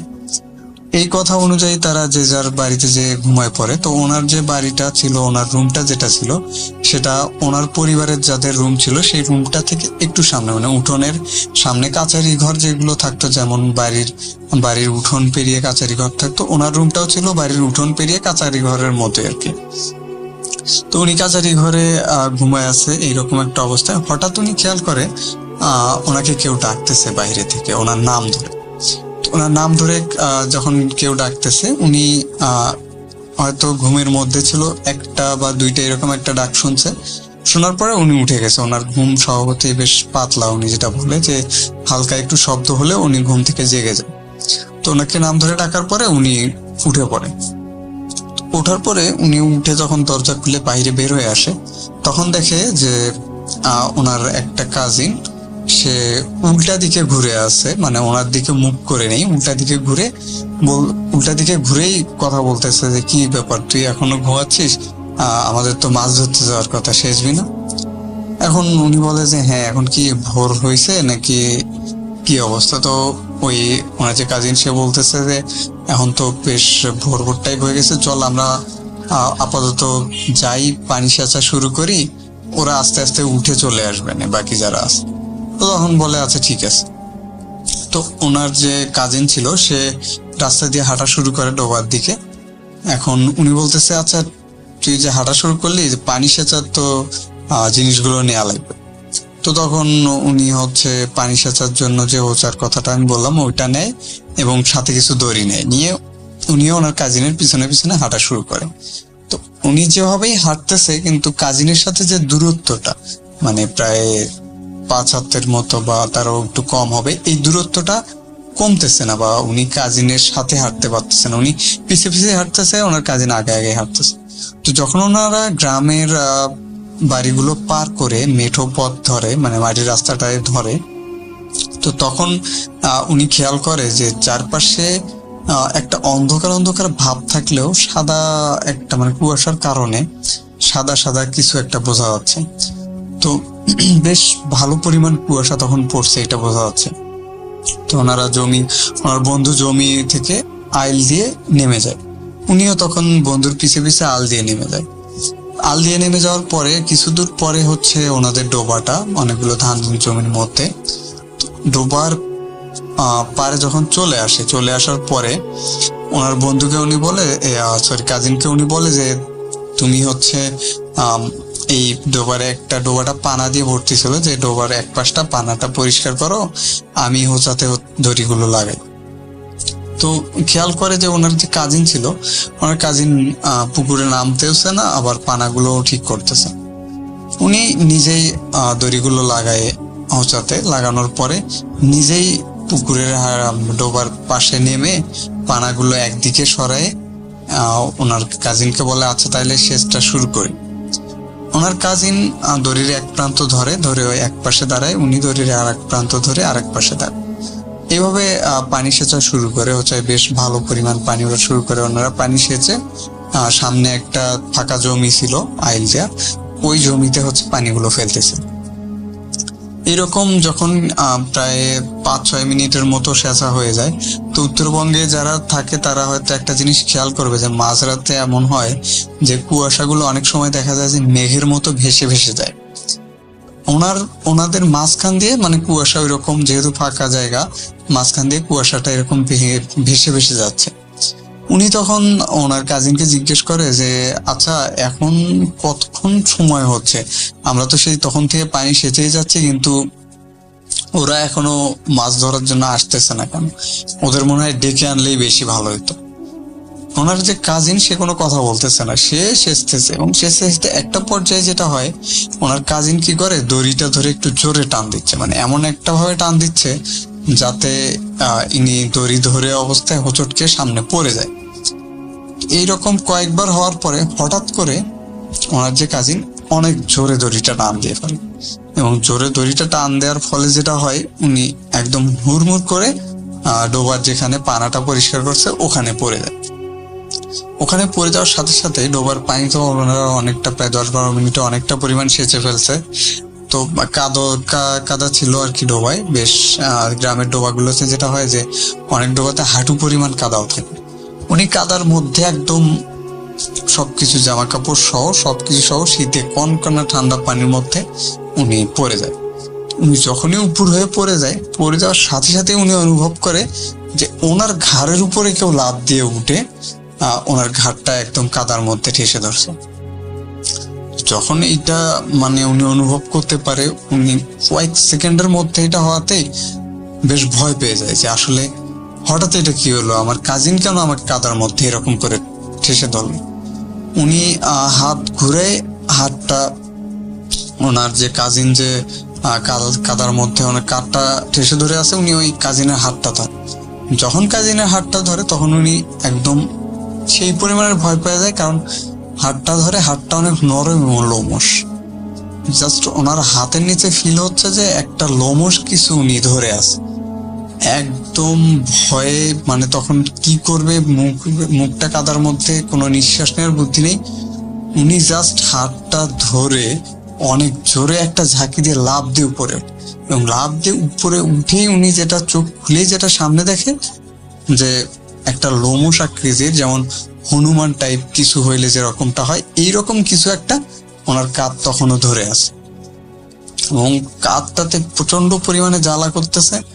উনি জাস্ট জোরে একটা লাঠি দিয়ে, ওই প্রাণীটাকে জোরে একটা লাঠি দিয়ে একটা চিল্লান দিয়ে উঠে দৌড়ানো শুরু করে। তো যেহেতু শীতকাল এবং তখন কত রাত, উনি বুঝতেছিল না কোন দিকে দৌড়াবে, এটাও বুঝতেছে না। জাস্ট ওনার মনে হইতেছে যে জীবন বাঁচাইতে হলে ওনাকে দৌড়াইতে হবে। শরীর ভেজা, কাদা মাখামাখি অবস্থা, কনকনে ঠান্ডা পানিতে সবকিছু ভেজা, এদিকে প্রচন্ড বাতাস, ঠান্ডা বাতাস ওনার মুখে এসে লাগতেছে। উনি ভয়ে তখন দৌড়াইতেছে। তো দৌড়াইতে দৌড়াইতে ওনাদের যে বিলটা ছিল, এই বিলের মধ্যে একটা গাছ ছিল, একটা জায়গা ছিল, ওই জায়গাটা একটু উঁচু জায়গা। ওই উঁচু জায়গাটাতে যেটা হয় যে একটা গাছ ছিল, সেটা হচ্ছে রেইন ট্রি করাই গাছ ছিল। অনেকেই চিনে থাকবেন, গ্রামে যারা থাকেন তারা অনেকেই চিনবেন যে রেইন ট্রি করাই, তো বেশ বড় একটা রেইন ট্রি করাই গাছ ছিল ওখানে। গাছের যেটা হয় যে সাধারণত ওই গাছের চারপাশের যে জায়গাটা, ওইটা একটু মাটি দিয়ে উঁচু, এখানে কোনো ফসল ফলাতো না কেউ। আর হচ্ছে ওই জায়গাটাতে কিছু ঝোপঝাড় টাইপ, ছোট ছোট আগাছা টাইপ জন্মে থাকতো সবসময়।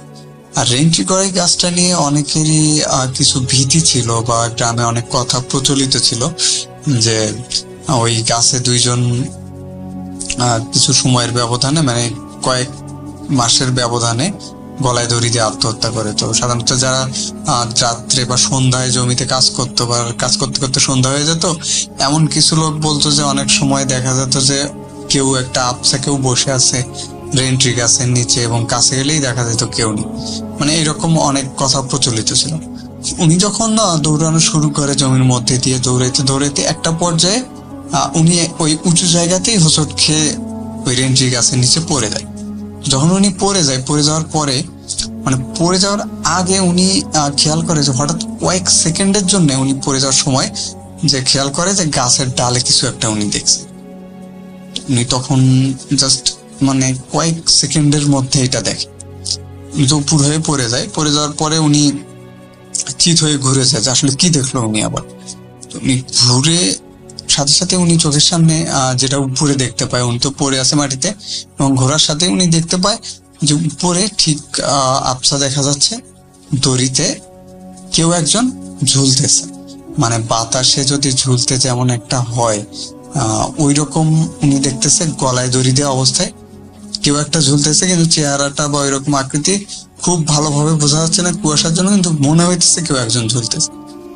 এইটা দেখার পরে ওনার আরো সেই রকম ভয় শুরু হয়ে যায়, কারণ এমনিতেই রাত, এখন রাত কত এটা বুঝতেছে না, অন্ধকার মতো একটা ভাব, তার মধ্যে একটা মরা গলায় দড়ি দেওয়া অবস্থায় ঝুলতেছে ওনার শরীরের উপর। এখন উনি কি করবে এটা বুঝতেছে না, উনি জাস্ট উঠে আবার জোরে একটা দৌড়ানো শুরু। উনি যখন দৌড়াচ্ছে তখন ওনার মনে হচ্ছে যে পিছন থেকে বেশ জোরে কিছু শব্দ ভেসে আসতেছে। শব্দগুলো এমন যে দেখা যাচ্ছে যে হচ্ছে শিয়াল ডাকলে গভীর রাতে যেরকম একটা শব্দ হয়, বা অনেকেই বলে কুকুর কান্না করে গভীর রাতে, কুকুর কান্না করলে যেরকম একটা শব্দ হয়, এইরকম কিছু শব্দ খুব জোরে ওনার পিছনে ভেসে আসতেছে ওই গাছের কাছে থেকে। তো ওনার চিন্তা যে এই গাছে যেহেতু আসছে, এখান থেকে সোজা যদি আমি দৌড়াই তাহলে মাটির যে রাস্তাটা মেঠো পথটা, ওই মেঠো পথে যে উনি আবার উঠবেন। তো উনি দৌড়াতে দৌড়াতে বেশ সামনে যে মেঠো পথটা খুঁজে পান, ততক্ষণে আর শব্দগুলো অনেকটাই কমে গেছে পিছনের, এবং ওনার তখন মনে হয় যে আসলে যে লোমশ যে প্রাণীটা ছিল এইটা কোন দিকে গেল, আমি যে লোমশ প্রাণীটাকে রেখে আসলাম এটা কি আমার পিছনে দৌড়াচ্ছিল, বা এটা কি আসতেছে নাকি। মানে উনি তখন আরো বেশি পরিমাণ ভয় পেয়ে যায়। এখন চিন্তা করে যে উনি যেখানে এসে উঠছে রাস্তার যে জায়গাটাতে, এখান থেকে উনি যদি ওনার গ্রামে বা ওনার বাড়ির দিকে যায় তাহলে ওনাদের যে গ্রামের একটা কবরস্থান আছে এটা পার হয়ে ওনাকে যেতে হবে। কারণ এই ভয়ের অবস্থায় ওনার সাহস হচ্ছে না যে কবরস্থান পার করে উনি হচ্ছে গ্রামে যাবে। আবার এই রাস্তায় যে দাঁড়ায় থাকবে এই সাহসটাও নেই, কারণ উনি গাছ থেকে মাত্রই একটা লাশ ঝুলতে দেখে আসলো, এবং ওই প্রাণীটা যে এখন কই আছে আবার এখানে এসে আক্রমণ করবে কিনা এটাও বুঝতেছে না। কিন্তু উনি তখন যেটা করে যে না, ওনার যা কিছুই হয়ে যায় ওনাকে কবরস্থান দিয়ে দৌড়ে বাড়ি যেতেই হবে। উনি রাস্তা দিয়ে আবার দৌড়ানো শুরু করে বাড়ির উদ্দেশ্যে। যখন উনি রাস্তা দিয়ে আবার বাড়ির উদ্দেশ্যে দৌড়ানো শুরু করে, একটা পর্যায়ে উনি যখন দেখতেছে যে কবরস্থানটা আর কিছু দূর গেলেই কবরস্থানটা সামনে আসবে। তো শীতকালে যেটা হয় যে রাস্তায় কুয়াশার গুলো এসে গাছের সাথে রাস্তার দুই পাশে যেহেতু অনেক ধরনের গাছ থাকে, গাছের সাথে যে কুয়াশাগুলো ধাক্কা খেয়ে কুয়াশাগুলো পানি হয়ে ঝরে পড়ে। আর রাস্তার মাঝখানে তখন খুব একটা বেশি কুয়াশা দেখা যায় না, কিন্তু দুই সাইডে হচ্ছে বেশ সাদা, মানে আর কিছু দেখা যাচ্ছে না কুয়াশার জন্য। উনি রাস্তার মাঝখান দিয়ে তখন দৌড়াচ্ছে, জোরে জোরে দৌড়াচ্ছে, দৌড়াতে দৌড়াতে আর একটা পর্যায়ে যখন কবরস্থানের পাশে চলে আসে, ওনার তখন একটাই চিন্তা যে উনি কবরস্থানের দিকে দেখবে না, সোজা দৌড়ে পার হয়ে যাবে। কিন্তু উনি যখনই কবরস্থানটার দিকে আসে, কবরস্থানে কিছু বাঁশঝাড় ছিল যেগুলো রাস্তার সাথে ছিল। গ্রামের কবরস্থানগুলো সাধারণত শহরের মতো হয় না, ওটা যেমন হয় যে বাঁশঝাড়ের পাশে বা দেখা যাচ্ছে যে অনেক ঝোপঝাড়ের মধ্যে কবরগুলো দেওয়া হয়, এবং ওইটা বাঁশের কিছু বেড়া দিয়ে বাউন্ডারি দেওয়া হয়, যেটা বাইরে থেকেও দেখা যায় বা রাস্তা থেকেও দেখা যায়। তো উনি যখন দৌড়াচ্ছে দৌড়াতে দৌড়াতে একটা মনে হলো যে রাস্তার পাশে একটা বাঁশঝাড়, এবং বাঁশঝাড়ে একটা কাফন করা লাশ দাঁড়ানো অবস্থায়, মানে বাঁশের সাথে হেলান দিয়ে দাঁড়ানো অবস্থায় একটা কাফন করা লাশ। জাস্ট এইটা দেখে ওনার মানে ভয়ে আর কিচ্ছু মনে হইতেছে না, দৌড়াতে পারতেছে না, পা থেমে গেছে। জাস্ট উনি তখন ভয়ে লাফ দিয়ে রাস্তার এক সাইডে চলে আসে। কিন্তু উনি যখন ভয়ে লাফ দিয়ে রাস্তার এক সাইডে চলে আসে, মানে কবরস্থানের ঠিক অপোজিটে, তখন রাস্তার পাশে থাকা যে কোনো একটা গাছের সাথে ওনার মাথাটা বেশ সজোরে আঘাত করে। আঘাত করার পরে উনি রাস্তায় একদম পড়ে যায়। পড়ে যাওয়ার পরে উনি আর কিছু বলতে পারে না যে আসলে ওনার কি হয়ে গেল। তো তারপরে একটা পর্যায়ে উনি অনুভব করে যে বেশ ঠান্ডা লাগতেছে ওনার, এবং চোখ মেলে দেখে উনি তখনও রাস্তাতেই পড়ে আছে। আর ওনার পাশে বেশ লম্বা একজন লোক দাঁড়ায় আছে। উনি তখন লাফ দিয়ে উঠে বসে যে এইটা আবার কি। ওনাকেও খুব ভালোভাবে বোঝা যাচ্ছে না বা চেনা যাচ্ছে না, এরকম একজন লোক। ওই লোকটাও তখন ওনাকে বলতেছে যে আপনি আস্তে ওঠেন, এত তাড়াহুড়ো করার কোনো দরকার নেই।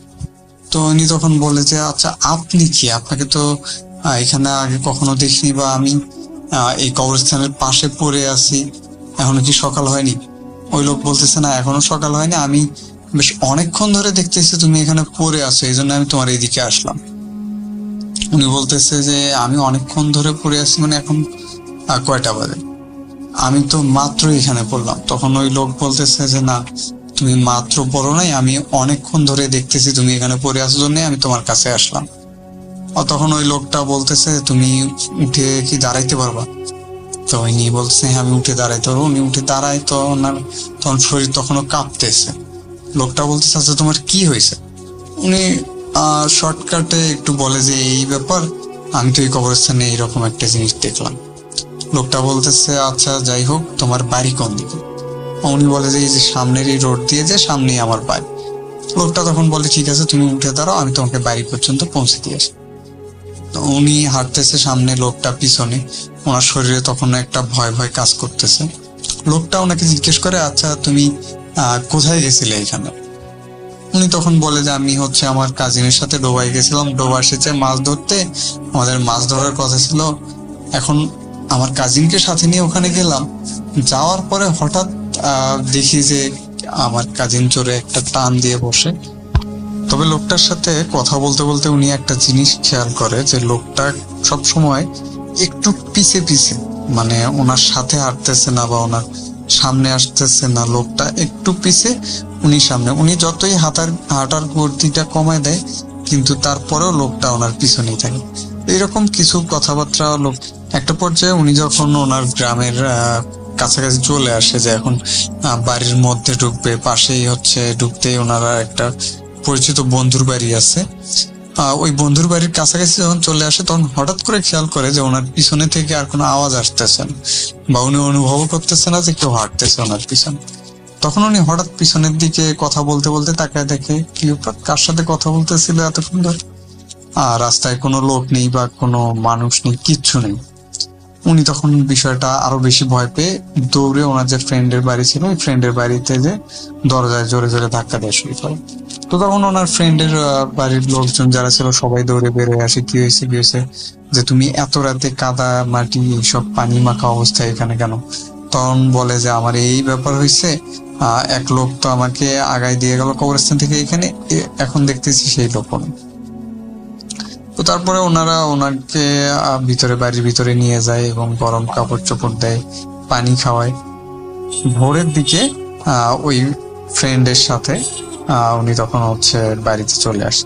আসার পরেই উনি ওনার যে ফ্রেন্ডটা ওনাকে ডেকে নিয়ে গেছিল তার বাড়িতে যায়। বাড়িতে যাওয়ার পরে যেটা দেখে যে ওনার ফ্রেন্ড নাই বাড়িতে। উনি আবার ঘুরে যে কাজিন আর অন্যান্য কাজিন যারা ছিল তাদের কাছে আসে। কাজিনদের কাছে আসার পরে ওনার কাজিনরা ওনাকে বলে যে আসলে আমরা তো উঠে সকালে তোর ওখানে অনেকক্ষণ ডাকাডাকি করলাম, দরজায় ধাক্কা দেখি করলাম, কিন্তু তোর তো কোনো সার শব্দ নেই। তারপরে যে কয়জন ছিল, তারপর ওনার অন্যান্য যে কাজিনরা ছিল সবাইকে সাথে নিয়ে ওই ডোবার দিকে যায়। যাওয়ার পরে দেখে যে আর কয়েকজন কাজিন তারা যে ওই ডোবা থেকে পানি সেচতেছে। ওনাকে যে কাজিনটা ডেকে নিয়ে যায় সে ওখানে যে পানি সেচতেছে। তো নিজে বলতেছে তুই যে কালকে রাত্রে আমাকে ডেকে নিয়ে আসলি, আসার পরে তুই কই হারাইছি? তো বলতেছে আমি তোকে কালকে কই ডেকে নিয়ে আসলাম, আমরা তো কয়েকজন মিলে তোকে যে ডাকলাম, তোকে ঘরে দরজায় অনেক জোরে ধাক্কা দেখিয়ে বললাম, কিন্তু তোর তো কোনো সারা শব্দ পেলাম না পেয়ে আমরা পরে চলে আসলাম। আসার পরে এখানে এসে দেখি যে এখানে একটা হোঁচা এবং দড়ি লাগানো অবস্থায় পড়ে আছে, আবার পানা পরিষ্কার করা, আবার পানিগুলো ওই জমিতে অনেকটা তুলে দেয়া। আমরা ভাবলাম হয়তো কেউ চুরি করে মাছ ধরতে আসছিল নাকি রাত্রে, আমরা আরো এটা ভাবতেছি, কিন্তু তোকে তো খুঁজে পাইলাম না। তোকে বাড়িতে যে নক করলাম, বলে তুই তো ঘুম থেকে উঠলিও না, বেরো হইলি। তারপরে আমরাই চলে আসলাম যে আমরা যে আপাতত সেচ শুরু করি, তারপরে হচ্ছে তোরা আসলে মাছ ধরি। তো ইনি তখন ওই জিনিসটা আসলে উনি বুঝতে যখন ঘটনাটা আমার সাথে শেয়ার করে, তারপর উনি বলে যে আমি ঘটনাটা অনেক হুজুরের সাথে শেয়ার করছি, যে আসলে আমাকে সেদিন কে ডেকে নিয়ে গেছিল মাছ ধরতে, আমাকে ওইখানে বা ঠেসে ধরলো কি কাদার মধ্যে, আবার ওই লোমস জিনিসটা কি ছিল, আমি যে রেন্ট্রি গাছের ওখানে এসে পড়ছিলাম, ওই রেন্ট্রি গাছে যে লাশ ঝুলতে দেখলাম আমি, এটাই বা কি ছিল। আবার কবরস্থানে লাশ দেখলাম, আমাকে একজন লোক আবার পার করে দিয়ে গেল কবরস্থানটা, বাড়িতে রেখে গেল, এই লোকটা কে ছিল। মানে এই প্রশ্নগুলোর জবাব উনি অনেককেই ঘটনাটা শেয়ার করছে, কারোর কাছ থেকেই উনি কোনো সঠিক ব্যাখ্যাটা পায়নি। উনি যেটা বলে যে তারপরে আমার 3-4 দিন প্রায় জ্বর ছিল, এরপরে আস্তে আস্তে আমি সুস্থ হয়ে যাই, কিন্তু আমি এই ঘটনাগুলোর ব্যাখ্যা এখনো পাইনি। উনি আমাকে যেটা বলে, তা আমার কাছে উনি ঘটনাটা শেয়ার করে বলে যে এটা ঘটনাটা আসলে কতটা ভয়ের, এইটা হচ্ছে যিনি ঘটনাটা ফেস করে তিনি আসলে বুঝতে পারে যে একটা নির্জন জায়গায় লাশ ঝুলতে দেখতেছে এরকম ঘটনা। অনেকগুলো প্রশ্নের উনি কোনো উত্তর পায়নি, এবং এরপর থেকে ওনার সাথে আর কোনো ভৌতিক ঘটনা বা এরকম কিছু ঘটনা কোনোদিন ঘটেনি। এটাই লাস্ট ছিল এবং এটাই প্রথম ছিল। তো যাই হোক, আজকের মতো ঘটনা এই পর্যন্তই। আমি আসলে একটা ঘটনা লিখে আপনাদের পাঠাবো, এই ঘটনাটা লিখতেছি আমি, অন্য একটা ঘটনা, যেটা একটা গ্রাম কেন্দ্রিক ঘটনা হবে। আপনারা যেহেতু গ্রামের ঘটনাগুলো বেশি পছন্দ করেন, তো একটা স্পেশাল ডেতে আমি ঘটনাটা শেয়ার করব। আসলে আমার নিজের জন্য স্পেশাল ডে, তো এই জন্য আমি হচ্ছে ওই ঘটনাটা লিখতেছি। খুব দ্রুতই আপনারা পেয়ে যাবেন ঘটনাটা, আশা করতেছি লেখা শেষ হইলে। যাই হোক, সবাই ভালো থাকবেন এবং food.com এর সাথেই থাকবেন। আবারও ধন্যবাদ রাসেল ভাইয়া।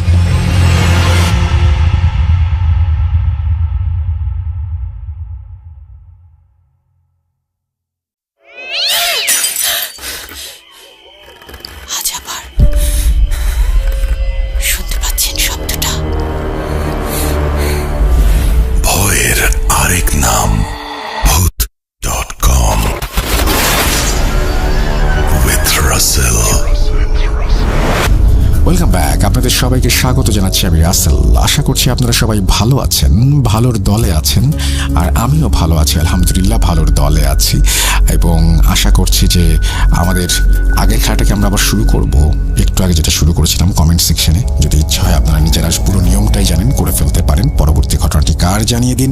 আমরা এইভাবেই প্রতিনিয়ত দারুণ দারুণ সব ঘটনা উপহার দিতে চাই। একটু আগে বলছিলাম যে ষাটোর্ধ্ব যারা, তাদের ঘটনা নিয়ে একটা সিরিজ করতে চাই, এবং আমরা প্রতিনিয়ত চেষ্টা করছি আপনাদেরকে নতুন নতুন সবকিছু উপহার দেওয়া। আসলে সবচেয়ে বড় কথা হচ্ছে যখন আমরা নতুন কিছু করি তখন আরও অনেক জায়গাতেই সেটার প্রচলন ঘটে, যার জন্য আমি ঠিক জানি না যে কতদিন নতুনটাকে আমরা ধরে রাখতে পারি, বাট চেষ্টা করি সবসময় নতুন কোনো কিছু নিয়ে আসতে। যাই হোক, আমরা চলে যাব আমাদের পরবর্তী ঘটনায়। আশা করছি এই ঘটনাটি আপনাদের ভালো লাগবে। চলুন চলে যাই পরবর্তী ঘটনায়।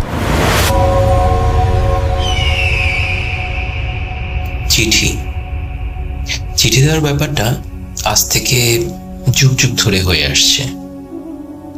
এখনো মানুষের মাঝে চিঠি দিয়ে কমিউনিকেশন ব্যাপারটা রয়েছে। তো চিঠিতে আমরা কি লিখতাম? প্রিয় মামা, খালা, কেমন আছেন? আশা করি ভালো আছেন, ইত্যাদি কথা লিখে তারপর নিজের প্রয়োজনীয় অপ্রয়োজনীয় নানা বিষয় উল্লেখ করে সবশেষে ইতি আপনারই, আদরের, স্নেহের বা শ্রদ্ধেয়, এরকম কিছু লিখে আমরা সেই ফিনিশিংটা টানতাম। সেই চিঠি আজ একরকম বিলুপ্তির পথে, কিন্তু তারপরও একটা আনন্দের বিষয় যে আপনারা এখনো সেই চিঠি দেওয়া কন্টিনিউ করে যাচ্ছেন প্রিয় রাসেল ভাইয়ের কাছে। হয়তো প্রসেসটা আপনার ইলেকট্রনিক্যাল প্রসেস, যে ইমেলের মাধ্যমে আপনারা পাঠাচ্ছেন, কিন্তু বিষয়টা বেশ ভালো লাগার মতো একটা বিষয়। আশা করছি আপনারা এভাবেই কন্টিনিউ করে যাবেন সারা জীবন। আর আপনারা রাসেল ভাইকে যে ইমেলটা করেন সেই ইমেলও একটা অটোমেটিক্যালি ফরম্যাট তৈরি হয়ে গেছে। এটাও বেশ ভালো লাগার মতো, যেখানে লেখা থাকে প্রিয় রাসেল ভাই, জিজ্ঞেস করবো না আপনি কেমন আছেন, কারণ আমরা জানি আপনি ভালো আছেন, কারণ আপনি সবসময় ভালোর দলে থাকেন। এছাড়া কিছু কমন বাক্য রয়েছে যা সবসময় সবার মুখে মুখে থাকে, স্পেশালি বাঙালি কমিউনিটির মধ্যে, যার মধ্যে রয়েছে আপনি সবসময় ভালোর দলে, বিশ্বাস করেন রাসেল ভাই, তারপরে বিশ্বাস করা না করা একান্ত আপনার ব্যাপার। তো এই জাতীয় বাক্যগুলো সবার সবসময় মাথায় থাকে এবং বিভিন্ন জন বিভিন্নভাবেই ইউজ করে থাকে। সত্যি বিষয়টা গর্ব করার মতো। তো যাই হোক, কথা না বাড়িয়ে আমি চলে যাচ্ছি ঘটনায়। ঘটনাটি আজ থেকে 50 বছর আগের। এটি ঝালকাঠি জেলার কোনো এক গ্রামের ঘটনা। আমাকে যিনি শেয়ার করেছেন উনি সম্পর্কে আমার চাচাতো বোন। তো যেদিনের ঘটনা, সেদিন উনি বাজার থেকে বাড়ি ফিরছিলেন। বাজার থেকে বাড়ির দূরত্ব 1.5 কিলোমিটারের মতো হবে। তো যখন উনি ফিরতেছিলেন তখন সময়টা ছিল সন্ধ্যার সময়, মাগরিবের আজান দেওয়ার কিছু সময়। তো ওনার বয়স তখন 13 কি 14 বছর বয়স হবে। তো যে জায়গাটা থেকে উনি আসতেছিলেন, জায়গাটা আমাদের ওখানে হাই স্কুল ছিল, হাই স্কুল থেকে কিছুটা উত্তর দিকে এগিয়ে সামনে বাম দিকে একটা রাস্তা ছিল। রাস্তাটা লেন্থটা 200 মিটারের মতো হবে। তো ওটার ডান দিকে এবং বাম দিকে নানা স্পট ছিল, যেগুলা থেকে সবসময় ওই যে আমার আপা মানে চাচাতো বোন তাদের সময় জেনারেশন এবং আমাদের জেনারেশন পর্যন্ত জায়গাটা সবসময় ভয় পেত, কারণ ভয় পাওয়ার মতো অনেকগুলো পয়েন্ট ছিল। তো ওটার বাম দিকে ছিল ডাক বাংলো নামে একটা জায়গা। এরপর কিছুটা সামনে আগালে ডান দিকে ছিল আরেকটা জঙ্গল। জঙ্গলটা অনেক বড় ছিল, আমি ওই জঙ্গলে কখনো কাউকে ঢুকতে দেখিনি। ওটা শেষ হয়েছে এসে রাস্তার পাশ পর্যন্ত, এবং রাস্তা ওই জঙ্গলের মাঝে বর্ডার হিসাবে একটা ডোবার মতো ছিল। ডোবাটা লম্বা ছিল, আর ওই ডোবাটাকে একটা ওই গাছটার নামটা ঠিক আমার মনে নেই, ওই আপনারা বর্ণনা দিলে বুঝতে পারবেন ওটা কি গাছ হতে পারে, যে ডোবার উপরে বিভিন্ন লতার মতো ঝুলতে থাকে এবং সুন্দর ফুল ফোটে, এরকম গাছ দিয়ে ডোবাটাও ঢাকা ছিল। তো ওই জঙ্গলে কেউ কখনো ঢোকেনি, বাট ওই জঙ্গলের ভিতর থেকে নানা রকম শব্দ আসতো, কিন্তু কেউ কখনো ভিতরে কাউকে দেখেনি। তো যে ঘটনা আজকে বলবো সেটা যদিও এই জঙ্গলকে কেন্দ্র করে না, তারপরও আপনাদের বোঝার সুবিধার্থে আমি এই জায়গাটা নিয়ে বর্ণনা করলাম। তো ওখান থেকে কিছুটা সামনে এগিয়ে একটা মন্দির রয়েছে, সেটাও রাস্তার ডান পাশে। ওই মন্দিরটার বয়স 150 বছর বা তার বেশি হবে, অনেক পুরানো মন্দির। সেই মন্দিরের ভিতর থেকে উনি যখন কাছাকাছি পৌঁছালো তখন দেখতে পেল একটা কালো কাপড় পরা মহিলা ওই মন্দিরের ভিতরে ঢুকে যাচ্ছে। তো এই সন্ধ্যার সময় কালো কাপড় পরা কেউ ওই মন্দিরের ভিতরে ঢুকে যাবে, জিনিসটা তার কাছে বেশ অবাক মনে হলো, এবং সে অনেক ভয়ও পেল। তো তখনও সে পুরোপুরি মন্দিরটার কাছাকাছি পৌঁছায়নি, আরো কিছুটা বাকি আছে। এরপর সে দেখতে পেল যে আরেকটা ছোট বাচ্চা, 4-5 বছর বয়স হবে, সেও ওই পিছনে একটা ছেলে আর কি, সেও ওই ওইখানে ঢুকে গেল। তো ওই যে বয়স্ক যে লোকটা ঢুকছে সেটা মেনে নেওয়া যায়, কিন্তু এই বাচ্চাটা ঢোকার কোনো কারণই নেই। যদি ফ্যামিলির কোনো বিষয় বা কিছু হয়ে থাকে তারপরেও জিনিসটা ঢোকার বিষয়টা মেনে নেওয়ার মতো না। তো প্রচন্ড ভয় পেতে শুরু করলো, জিনিসটা কি স্বাভাবিক নাকি প্যারানর্মাল কিছু ঘটতে যাচ্ছে। সে আস্তে আস্তে সামনে আগালো এবং সামনে এগিয়ে সে ওই মন্দিরটার ভিতরে ঢুকলো। তার আবার সাহস ছিল অনেক। ঢুকে এদিক ওদিক তাকাইতে থাকলো, ডানে বামে সব দিকে। মন্দিরটার সাইজও বেশি বড় না, হয়তো 5 ফিট বাই 5 ফিট হবে এরকম আর কি। তো সেখানে কাউকে সে দেখতে পেল না। তো মানে খুবই অবাক করা বিষয় যে আমি দেখলাম 2 জন ঢুকলো, কিন্তু তাদের কাউকে দেখতে পেলাম না। এটা হলো কিছু। পরে উনি ওখানে বসে মানে কেমন যেন একটা শব্দ হচ্ছিল চারিদিক থেকে, এবং ওনার গায়ে একটা কেমন যেন একটা খারাপ লাগতে শুরু করলো আর কি। উনি খুব মানে এরকম বিষয়টা হয়তো আপনারাও মাঝে মধ্যে এই অভিজ্ঞতা হতে পারে যে অ্যাবনর্মাল যে লোকেশনগুলো থাকে, প্যারানর্মাল লোকেশন, সেখানে আপনার কেমন যেন একটা ফিল হবে ওইখানে কোনো কিছুর উপস্থিতি থাকলে বা কিছু। তো সে ভয়ে ওখান থেকে দৌড়ে বের হয়ে আসলো বাইরে বের হয়ে তারপরে সে আরেকটু সামনের দিকে আগাতে থাকলো। তো সামনে ওখানে যে বাচ্চাটাকে দেখছে, ওই যে প্রথমে যাকে ঢুকতে দেখছে তাকে চেহারাটা ঠিক বুঝতে পারেনি উনি কে, কিন্তু পিছনে যে ঢুকেছে সে বাচ্চাটাকে সে চেনে, হয়তো নামটা তার খেয়াল নেই। তো ওই মন্দির পার হয়ে একটু সামনে এগিয়ে ওখানে ওই যে বাচ্চাটা ওদের বাড়ি। তো বাড়িটা হচ্ছে গিয়ে কর্মকার বাড়ি। ওইখানে সে বাড়িতে ঢুকে যায়, কারণ সন্ধ্যার সময় এরকম একটা দৃশ্য দেখছে। ওর কাছে জিনিসটা স্বাভাবিক বা অস্বাভাবিক জিনিসটা বোঝার জন্য ওই বাড়ি থেকে সে কনফার্ম হতে চাচ্ছে, এবং একরকম আশ্রয়ের বিষয় আর কি। তো ওইখানে গিয়ে ওই বাড়িতে ঢুকে সে একটা দরজায়, 3-4টা ঘর ছিল ওখানে, তো একটা দরজায় সে নক করার পরে ভিতর থেকে বের হয় একজন, জিজ্ঞেস করে কি ব্যাপার, তুমি ওই বাড়ির মেয়ে না? মানে যে বাড়ির আর কি আমাদের বাড়ি করে সবাই চেনে আর কি। তো উনি বললো যে হ্যাঁ আমি ওই বাড়ির। আমি একটু আগে আপনাদের ওই যে মন্দির আছে না, ওই মন্দিরের সামনে দিয়ে যখন আসছিলাম তখন দেখলাম 2 জন মানুষ, একজন বাচ্চা এবং আর একজন একটু বয়স্ক লোক, সেই মন্দিরের ভিতরে ঢুকে গেছে। কারণ বাচ্চাটা আপনাদের ঘরে একটা ছেলে আছে না, কি যেন ওর নাম? তো ওরা বললো যে কে, বিমল? বললো হ্যাঁ Bimal.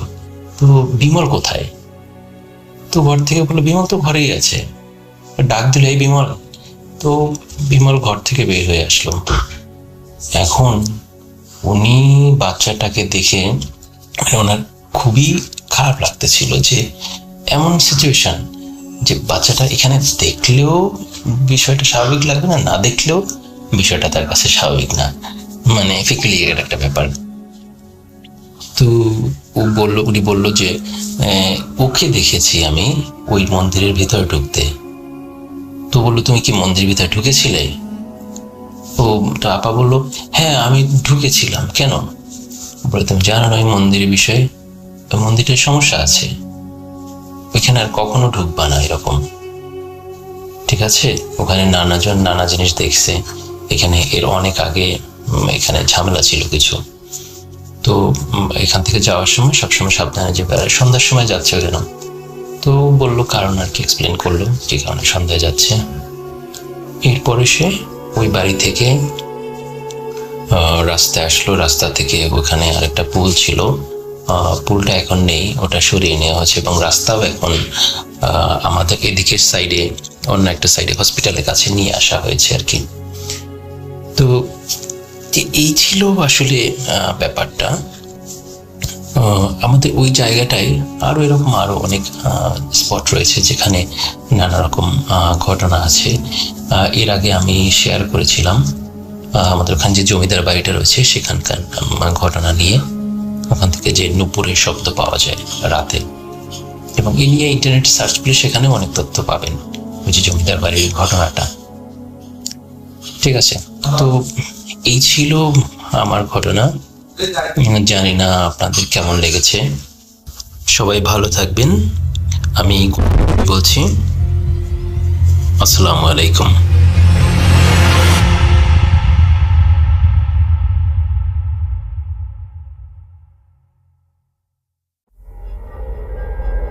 Spirit, be here with me.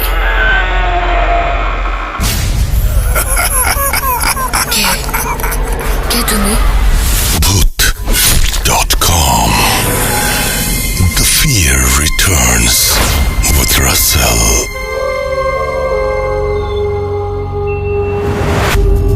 আরও একবার আপনাদের সবাইকে স্বাগত জানাচ্ছি। আমি রাসেল। আশা করছি আপনারা সবাই ভালো আছেন আর ভালোর দলে আছেন। আমিও ভালো আছি আলহামদুলিল্লাহ, এবং ভালোর দলে আছি।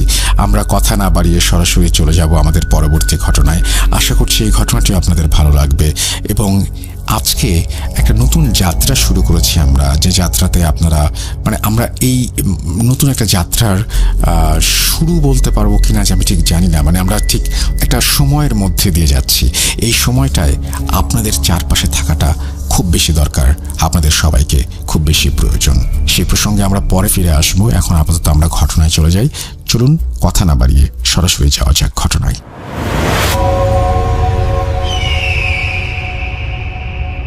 হ্যালো লিসেনার্স, আমি Bhoot.com-এ আপনাদের সবাইকে স্বাগতম। আমরা সকলে বদনজর সম্পর্কে খুব ভালো মতো জানি। বদনজর, যদি কোনো মানুষ আপনাকে বদনজর ভাবে দেখে বা বদনজরে পড়ে যান, আপনার জীবনে অনেক বড় ধরনের একটা পরিবর্তন আসতে পারে। ঠিক তেমনি আমরা জিন বা ভূত বা পিশাচ যাই বলি না কেন, এইসবেরও যদি আপনি বদনজরে পড়েন তাদের চোখে, তাহলেও কিন্তু আপনার জীবনে খুব বাজে রকমের একটা পরিবর্তন আসতে পারে। তো আমি এই জিনের বদনজর সম্পর্কে আপনাদের আজকে একটা ঘটনা শেয়ার করব, যেটা আমি এক আপুর কাছ থেকে কালেক্ট করেছি। ওনার নাম হচ্ছে রিপা। তো আমার এই ঘটনার সাথে আপনারা কিছু জিনের বদনজরের একটা ঘটনা পাবেন, সাথে এই গল্পের সাথে ইনক্লুড, সেটা হচ্ছে ব্ল্যাক ম্যাজিক। তার মানে আপনারা আজকে জিনের বদনজর প্লাস হচ্ছে ব্ল্যাক ম্যাজিক দুটারই একটা ঘটনা এটার সাথে যেহেতু আপনি ইনক্লুডেড, সেজন্য আমাকে আসলে আপনার এই জিনের ঘটনার সাথে, জিনের বদনজরের সাথে আমাকে এই ব্ল্যাক ম্যাজিকের ঘটনাটা আসলে আপনাদের সাথে শেয়ার করতে হবে। তো ঘটনাটা আমি কালেক্ট করেছি রিপা আপুর কাছ থেকে। ওনার ছোটবেলার কাহিনী। উনি এখন একটি প্রাইভেট কোম্পানিতে আছে। তো ওনার আমাকে যেভাবে ঘটনাটি বলেছে আমি ঠিক সেভাবে আপনাদের কাছে এখন প্রেজেন্ট করব। তো রিপা আপু, উনি যখন ছোট ছিল, ক্লাস 9-10-এ পরে, ওনার বাবা একজন ব্যাংক কর্মকর্তা। ব্যাংকে চাকরি করার সুবাদে উনি বিভিন্ন জায়গায় ওনার ট্রান্সফার হয়। তো ওনার নওগাঁয় একবার ট্রান্সফার হয়। নওগাঁয় ওনার ট্রান্সফার হওয়ার ফলে উনি নওগাঁ জেলায় ওনার কোনো আত্মীয় স্বজন ছিল না, উনি ওইভাবে কাউকে চেনেও না। উনি যেদিন ওনার নওগাঁয় ট্রান্সফার হয়, উনি তার কিছুদিন পর নওগাঁ শহরে গিয়ে একটা বাসা খোঁজার জন্য উনি যান নওগাঁয়। তো ওখানে গিয়ে উনি মোটামুটি কম রেঞ্জের একটি বাসা পায়। তো বাসাটা পাওয়ার পর উনি ওনার ফ্যামিলিকে নিয়ে পরের মাসে চলে আসে নওগাঁ জেলায়। চলে আসার পর ওই বাসার 3 তলায় উনি ভাড়া নেয়। উনি ভাড়া নেওয়ার পর ওই বাসায় উঠার পর ওনাদের বেশ কিছু সমস্যা দেখা দেয়। সেই সমস্যাগুলো হচ্ছে, যেটা ঘটে সেটা হচ্ছে রিপা আপুর সাথে ঘটে। রিপা আপু ওই বাসায় যখন ওঠে, ওনার উঠার পর থেকে ওনার কেন জানি সবসময় মনে হতো যে ওনার আশেপাশে কেউ একজন আছে। ওনার একটু অস্থির লাগতো, বা ওনার মনে হতো যে উনি রুমে একা নেই, ওনার রুমে ওনার সাথে কেউ আছে। তো বাসাটা মূলত 3 রুমের বাসা ছিল। ওনারা রিপার বাবা মা এক রুমে থাকতো, রিপা আপু এক রুমে থাকতো, আর ওনার ছোট ভাই ছিল। ওনার ছোট ভাই মাঝে মাঝে ওনার সাথে থাকতো, আবার মাঝে মাঝে পাশের রুমেও থাকতো।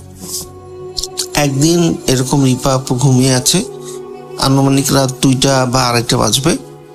হঠাৎ করে ওনার ঘুম ভেঙে যায়। উনি ঘুম ভেঙে গিয়ে যেটা দেখে যে একটা মানুষ আকৃতির একটা শেপ, দেখতে অনেকটা মানুষের মতোই, বাট এটা মানুষ না, এটা এক ধরনের জিন। ওনার হচ্ছে ওই জিনটার হাত পা শরীরের সবকিছুই আছে, বাট মাথা নেই। আর সবচেয়ে এখানে ভয়ঙ্কর ব্যাপারটা হচ্ছে, যেটা রিপা আপু দেখতেছে, যে ওনার হাতে একটা মাথা, এবং এই মাথাটা হচ্ছে রিপা আপুর মাথা। উনি ঘুম ভেঙে দেখতেছে যে ওনার মাথা আরেকজনের হাতে আছে, তাও যে মানুষটার হাতে আছে সেই মানুষটার আবার মাথা নেই। তো এটা দেখে উনি প্রচন্ড ভয় পায়। উনি সাথে সাথে চিৎকার দিয়ে ওঠে। চিৎকার দিয়ে দেওয়ার সাথে সাথে ওনার বাসা থেকে, ওনার পাশের রুম থেকে ওনার বাবা মা চলে আসে, ওনার ছোট ভাই চলে আসে। চলে এসে যখন জিজ্ঞেস করে, বলে যে আমি এরকম একটা জিনিস দেখেছি যে একটা মানুষ আমার সামনে দাঁড়িয়ে আছে, কিন্তু ওনার মাথা নেই, কিন্তু ওনার হাতে যে মাথাটা আছে, ওনার 2 হাত দিয়ে একটা মাথা ধরে আছে, সেই মাথাটা হচ্ছে আমার মাথা, প্লাস আমার কোনো বডি ওখানে ছিল না, শুধু আমার মাথাটাই ছিল না হাতে। পরে ওনার আসলে বাবা সান্ত্বনা দেয় যে এরকম তুমি নতুন জায়গায় আসছো, হয়তোবা রাতে কোনো মুভি বা কোনো কিছু দেখছো তুমি, এই জন্য তোমার এটা তুমি কল্পনা করছো, এটা তুমি স্বপ্নে দেখছো। তা আসলে উনি বাসায় বাবা আমাকে বুঝতে পারে না যে এটা আসলে স্বপ্ন ছিল না, উনি জেগে এটা দেখছিল। তো এর বেশ কিছুদিন রাসেল ভাই মোটামুটি ভালোই যায়, কোনো সমস্যা হয় না। তো আরেকদিন যে প্রবলেমটা হয় সেটা, আচ্ছা এর মাঝে আমি একটু ইন্টারাপ্ট করি রাসেল ভাই, সেটা হচ্ছে প্রবলেমটা হচ্ছে, তো আস্তে আস্তে রিপা আপু উনি একটু অমনস্ক হয়ে যায়। বাসার ফ্যামিলির লোকজন সেটা বুঝতে পারে যে উনি সবসময় একা থাকতে পছন্দ করে। উনি মোস্ট অফ দ্য টাইম ছাদে কাটায়, দেখা যাচ্ছে যে উনি বিকাল হলে ছাদে যায়, দুপুর হলে ছাদে যায়, প্লাস উনি একটু আনমনা হয়ে যায়। উনি সব সময় মানে চুপচাপ থাকে, আগে যেরকম কথাবার্তা বলতো ওরকম কথাবার্তা কমায় দেয়। আর উনি প্রায় সময় হচ্ছে মানে উনি যখন ঘুম থেকে উঠতো, উনি প্রায় সময় বলতো যে ওনার খিদে নেই। ওনার হচ্ছে উনি ছোটবেলা থেকে উনি খিদে সহ্য করতে পারতো না। উনি এর আগে বাসায় ওঠার আগে উনি ঘুম থেকে ওঠার সাথে সাথেই কিছু না কিছু খাওয়ার জন্য বাসায় খুব চিল্লাপাল্লা বা খাওয়ার জন্য এরকম জেদ করতো। কিন্তু এই বাসায় ওঠার পর থেকে ওনার হচ্ছে এই জিনিসটা পুরো চেঞ্জ হয়ে গেছে। এটা বাসায় একটু অবাক হয়ে যায়। তো তারপর রাসেল ভাই সবকিছু ভালোই যাচ্ছিল। তার কিছুদিন পর যে ঘটনাটা ঘটে সেটা হচ্ছে যে গভীর রাতে রিপা আপুর মা পানি খাওয়ার জন্য বাইরে ডাইনিং এ বের হয়। তো উনি দেখে যে ওনার রুমে ফিস ফিস করে রিপা আপু কার সাথে যেন কথা বলতেছে।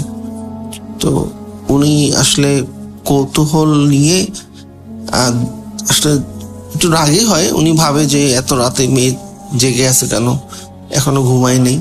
তো উনি যখন দরজা হালকা ধাক্কা দেওয়ার পর রাসেল ভাই উনি দেখে, একটু ভয় পেয়ে যায়। উনি দেখে যে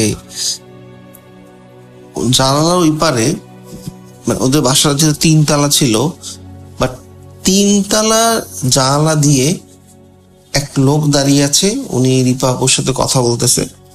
তো এটা যখনই উনি দরজাটা চাপানোর পর রিপা বলে ডাক দেয়, সঙ্গে সঙ্গেই হচ্ছে রিপা আপু সেন্সলেস হয়ে পড়ে যায় ওখানে। পরে লাইট জ্বালানো হয়, বাসার রিপা আপু বাবাকে ডাকা হয়। পরে ওরা পানি টানি দিয়ে রিপা আপুকে যখন জেগে তোলে, তখন রিপা আপু আসলে কিছুই বলতে পারে না। উনি যখন বলে যে আসলে আমি মাঝে মাঝে কি করি না করি আম্মু, আমি আসলে কিছুই বলতে পারি না, আর আমাকে স্বপ্নের মধ্যে অনেক ধরনের জিনিস খাওয়ানো হয়, যেটা আসলে খাওয়ার পর আমি ঘুম থেকে উঠে আমি নিজে ফিল করি। যেরকম আমরা রাসেল ভাই কিছু খাওয়ার পর আমরা ভর পেটে তো ফিল করি যে আমাদের পেট ভরা, এখন কিছু খাইতে পারবো না। তো ওনার সেম জিনিসটা হয়। উনি স্বপ্নে কি খায় এক্স্যাক্টলি উনি বলতে পারে না। উনি স্বপ্নে বিভিন্ন জায়গায়ও যায়, কিন্তু মানে ওনার সবসময় পেট ভরা থাকে এবং প্রায় 4-5 ঘন্টায় উনি কিছু খাইতে পারে না। ম্যাক্সিমাম সময় এটা হয়। তো এরপর আসলে ওই রিপার মা একটু টেনশন বোধ করে যে আসলে সামথিং রং, কেন এরকম হচ্ছে। তো এরপর আসলে রিপা আপু উনি একা থাকারও সাহস পায় না। উনি ওনার মাকে বলে যে তুমি থাকো। তো এইসব শোনার পর ওনার ছোট ভাই একটু ভয় পায়। ওনার ছোট ভাই রিপা আপুর সাথে থাকা রাজি হয় না। তো রিপা আপুর মা ওনার সাথে বেশ কিছুদিন থাকে। আবার কিছুদিন ভালোই যাচ্ছিল। তো একদিন হুট করে রিপা আপুর মার স্বপ্ন মানে ঘুম ভেঙে যায়।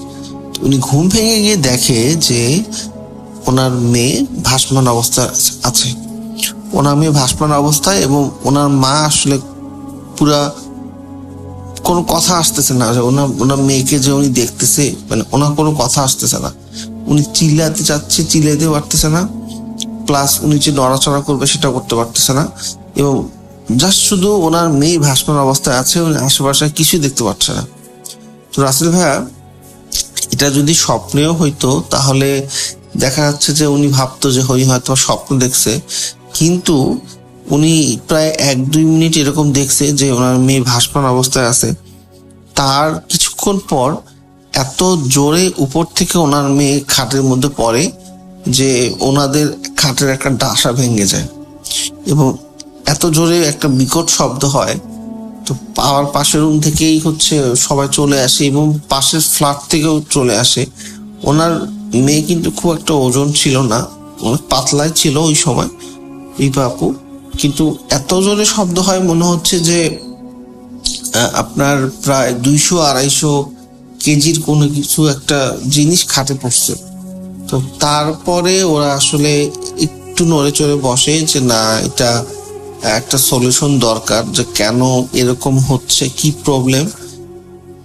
এর মাঝে রিপা আপুর বাবা আশেপাশের দোকান বা বিভিন্ন লোকের সাথে আস্তে আস্তে যেহেতু পরিচয় হয়, কমিউনিকেশন হয়, ওনাদের সাথে আস্তে আস্তে কথাগুলো শেয়ার করে।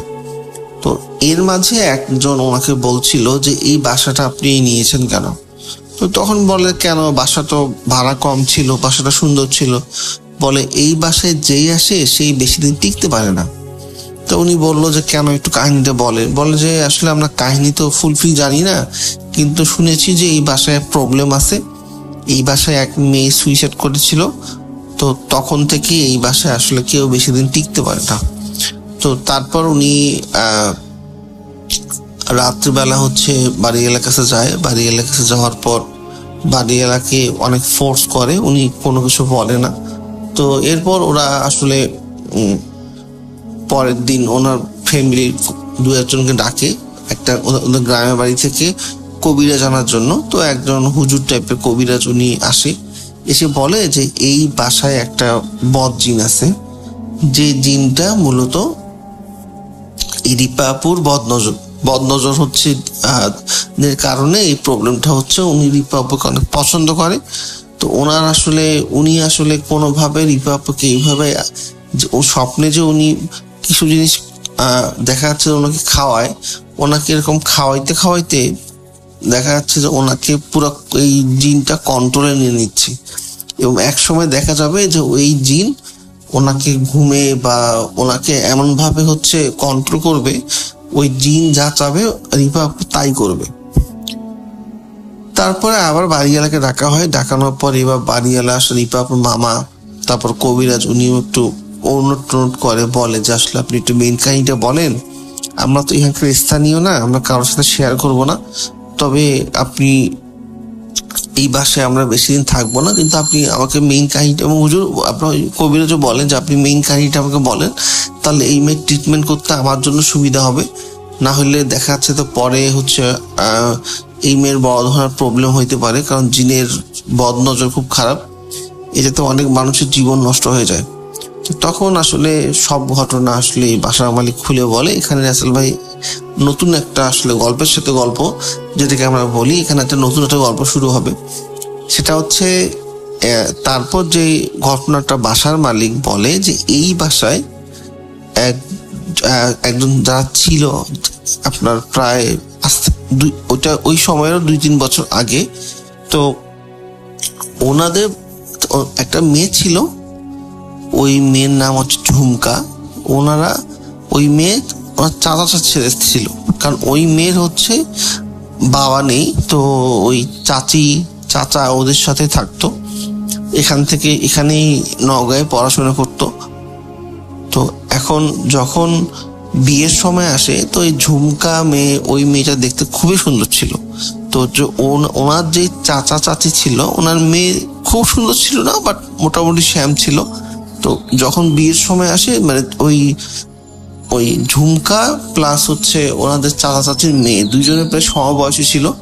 তো 3-4 মাসের বড় হবে ওই ঝুমকার চাচির মেয়ে। তো ওনারা যখন বিয়ের সময় আসে, তখন ছেলেপক্ষ দেখতে আসতো। তো ছেলেপক্ষ যখন দেখতে আসতো, মানে দেখা যাচ্ছে যে ঝুমকা উনি দেখতে এত সুন্দর ছিল যে ওনার চাচা চাচির মেয়েকে পছন্দ না করে ওনাকেই পরবর্তীতে সবাই জানাইতো যে এই মেয়েটাকে না বিয়ে দেন, আমাদেরকে এই মেয়েটাকে ভালো লাগছে। এবং ওই আশেপাশে, ওই এলাকার আশেপাশে সবাই জানতো যে এরকম এই ঝুমকা অনেক সুন্দর এবং মেয়েটা দেখতে নাকি আসলে অনেক সুন্দর ছিল। এখন এইটা যখন মোটামুটি বেশ কিছুদিন হয়ে যায়, তখন আসলে খুব একটা ভালো চোখে দেখে না ওই ঝুমকার চাচি। ওনার আসলে একটা হিংসা চলে আসে যে আমার এতদিন এই মেয়েটাকে আমার এখানে রাখলাম, এখন ওর জন্যই আমার মেয়ের ভালো কোথাও বিয়ে হচ্ছে না। এখন আসলে হুট করে ওকে কিছু বলতেও পারতেছে না। তো তখন উনি আসলে একটু ওনার মাথায় বাজে চিন্তা আসে যে আমি এক ব্ল্যাক ম্যাজিক বা কালো জাদু করে মেয়েটার চেহারা নষ্ট করা যায় কিনা। তো উনি এরকম এক কবিরাজের শরণাপন্ন হয়। কবিরাজকে বলে যে আমি আসলে এই মেয়েটাকে ব্ল্যাক ম্যাজিক করে ওর চেহারা একটু খারাপ করতে চাই, বা এরকম কিছু একটা বলে, যে হয়তো বা এরকম কিছু একটা মানে ইয়াকে বুঝায়। তো তখন ওই কবিরাজ হচ্ছে বেশ কিছু তাবিজ বা খাবারের সাথে খাওয়ানোর জন্য বেশ কিছু জিনিস ওনাকে দেয়, যে এইগুলো যেন ওই মেয়েটাকে খাওয়ানো হয়। তারপর ওই মেয়ের বালিশের ভিতরে যেন তাবিজ দেওয়া হয়। কিন্তু এখানে প্রবলেমটা হয়ে গেছিল কি রাসেল ভাইয়া, মানে ব্ল্যাক ম্যাজিকটা উল্টা হয়ে গেছিল। ব্ল্যাক ম্যাজিকটা হয়ে গেছিল বেসিক্যালি মেয়েটার চেহারা একটু মানে খারাপ করার জন্য ব্ল্যাক ম্যাজিকটা দেওয়া হয়েছিল। বাট এখানে সেটা উল্টো হয়ে এখানে যেটা হয় সেটা হচ্ছে মেয়েটার মানসিকভাবে মানে একটু পাগল টাইপের হয়ে যায়, একটু মাথায় সমস্যা দেখা যায়। তো এইটা আসলে দিন দিন বাড়তেই থাকে। মেয়েটা অনেকবার হচ্ছে নিজের সুইসাইড করার জন্য ট্রাই করে, পাগলামো করে, কাউকে ঠিক মতো চেনে না। তো এখন ওনার চাচি তো ভয়ে কিছু বলতেও পারে না কারোর সাথে কোনো কিছু। তো এর মাঝে যেটা একদিন হয় যে ওই মেয়েটা নিজেই নিজের ছুরি দিয়ে গলা কেটে আত্মহত্যা করে। তো তারপর যখন মেয়েটাকে পরবর্তীতে মাটি দেওয়া হয় এবং মেয়ের মা ভাবে যে আমার মেয়ে সুস্থ, হুট করে কেন এরকম হইলো। পরবর্তীতে মেয়ের মাও নাকি বিভিন্ন হচ্ছে কবিরাজের সাথে কথাবার্তা বলেছে, জানতে পারে যে একটা এরকম বদ জিনের মাধ্যমে ব্ল্যাক ম্যাজিক করেছিল, বাট ব্ল্যাক ম্যাজিকটা একটু উল্টো হয়ে গেছে। এই কারণেই হচ্ছে আসলে এই প্রবলেমটা। তো রাসেল ভাই এইটা যখন ওর মেয়ে ঝুমকার মা জানতে পারে, বাসায় অনেক গন্ডগোল হয়। তারপর ওইটার পর থেকেই ওদের বাসায় আসলে সমস্যা দেখা যায়। এবং এই সমস্যাগুলোর জন্য আগে যারা ছিল, যাদের ওই ঝুমকার চাচা চাচি, ওরাও আসলে পরে থাকতে পারে না, বাসাটা ছেড়ে দেয়। এবং তখন থেকেই রাসেল ভাই মূলত এই বাসায় সমস্যা, এই বাসায় কেউ এসে ঠিক মতো আসলে টিকতে পারে না। কারণ ওই যে ঝুমকার চাচি যে ব্ল্যাক ম্যাজিক করেছিল, ওইটা একটা বদ জিন ছিল। ওই বদ জিনটা পরবর্তীতে এই বাসা থেকে আর কোনোভাবে যায় না। তো উনি ওই বাসার মধ্যে ওই বদ জিনটা স্টে করে। এবং যখনই কোনো বাচ্চা বা মেয়ে মানুষের কোনো হচ্ছে কেউ এখানে ভাড়া নেয়, কম বয়সী মেয়ে বা বাচ্চা, ওই বদ জিনটা হচ্ছে বদ নজরে পড়ে যায়।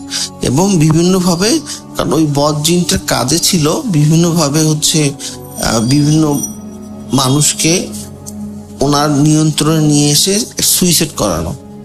তো তারপর এইগুলো শোনার পর আসলে রাসেল ভাই ওরা আর থাকে না, ওরা আসলে অন্য কোথাও চলে যায়। তো পরবর্তীতে অনেক দিন, প্রায় 2-3 বছর আপুকে ট্রিটমেন্ট করানো হয়, রিপা আপুকে ট্রিটমেন্ট করানোর পর এখন উনি আলহামদুলিল্লাহ ভালোই আছে। তো এই ছিল আমার ঘটনা। ধন্যবাদ সবাইকে। Welcome back. এই ছিল আমাদের নতুন পথ চলার প্রথম এপিসোড। জানি না কতটুকু আনন্দ দিতে পেরেছি আপনাদেরকে, জানি না কতটুকু ভালো লেগেছে আপনাদের, কিন্তু চেষ্টা করেছি প্রথম থেকে শেষ পর্যন্ত আনন্দ দিতে।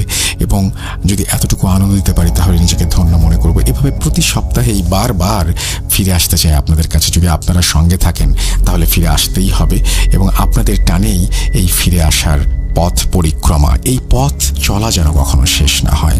আপনারা যেন সবসময় আমার সঙ্গে থাকেন, এভাবেই থাকেন, এবং একসাথে যেন আমরা সবাই পথ হাঁটতে পারি, সেই প্রত্যাশা রেখেই আমরা আজকে শেষ করব। তবে যাবার আগে আমি একটু জানিয়ে দিতে চাই যে আপনারা কিভাবে আমাদের সাথে যোগাযোগ করবেন। যদি যোগাযোগ করতে চান তাহলে যেটা করতে হবে, আমাদের ইমেল অ্যাড্রেসটা আপনাদের মনে রাখতে হবে, এবং ইমেল অ্যাড্রেসটা মনে রাখতে হলে যেটা করতে হবে, আপনারা লিখে নিতে পারেন বা মাথায় যদি মনে থাকে আপনাদের তাহলে অবশ্যই মনেও রাখতে পারেন, আমার কোনো সমস্যা নেই, যেটা আপনাদের সুবিধা।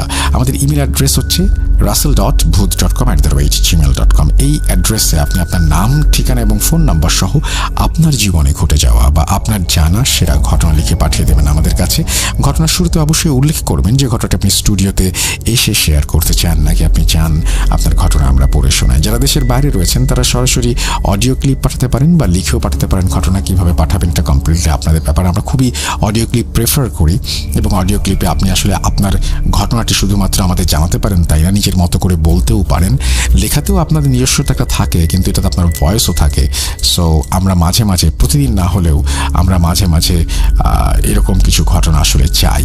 তো যদি আপনাদের সম্ভব হয় তাহলে আপনারা অডিও ক্লিপ অবশ্যই পাঠাবেন। যদিও আমি জানি যে দেশের বাইরে এবং দেশেও যারা থাকেন প্রচণ্ড ব্যস্ত সময় কাটাতে হয়, এবং এই ব্যস্ততার মাঝখানে সবসময় সম্ভব হয়ে ওঠে না বলেই হয়তো আমরা সবসময় অডিও ক্লিপ পাই না। কিন্তু কোনো কোনো সময় যদি পাই তাহলে আমরা নিজেদেরকে আমরা চাই আসলে এখন যে আপনারা বেশি বেশি করে পাঠান, কারণ আমাদের অডিও ক্লিপের মান আমরা খুব চেষ্টা করছি ভালো করার। কারণ এরকম একটা চমৎকার ব্যাপার কেন মানুষের ভালো লাগবে না আমি ঠিক বুঝি না।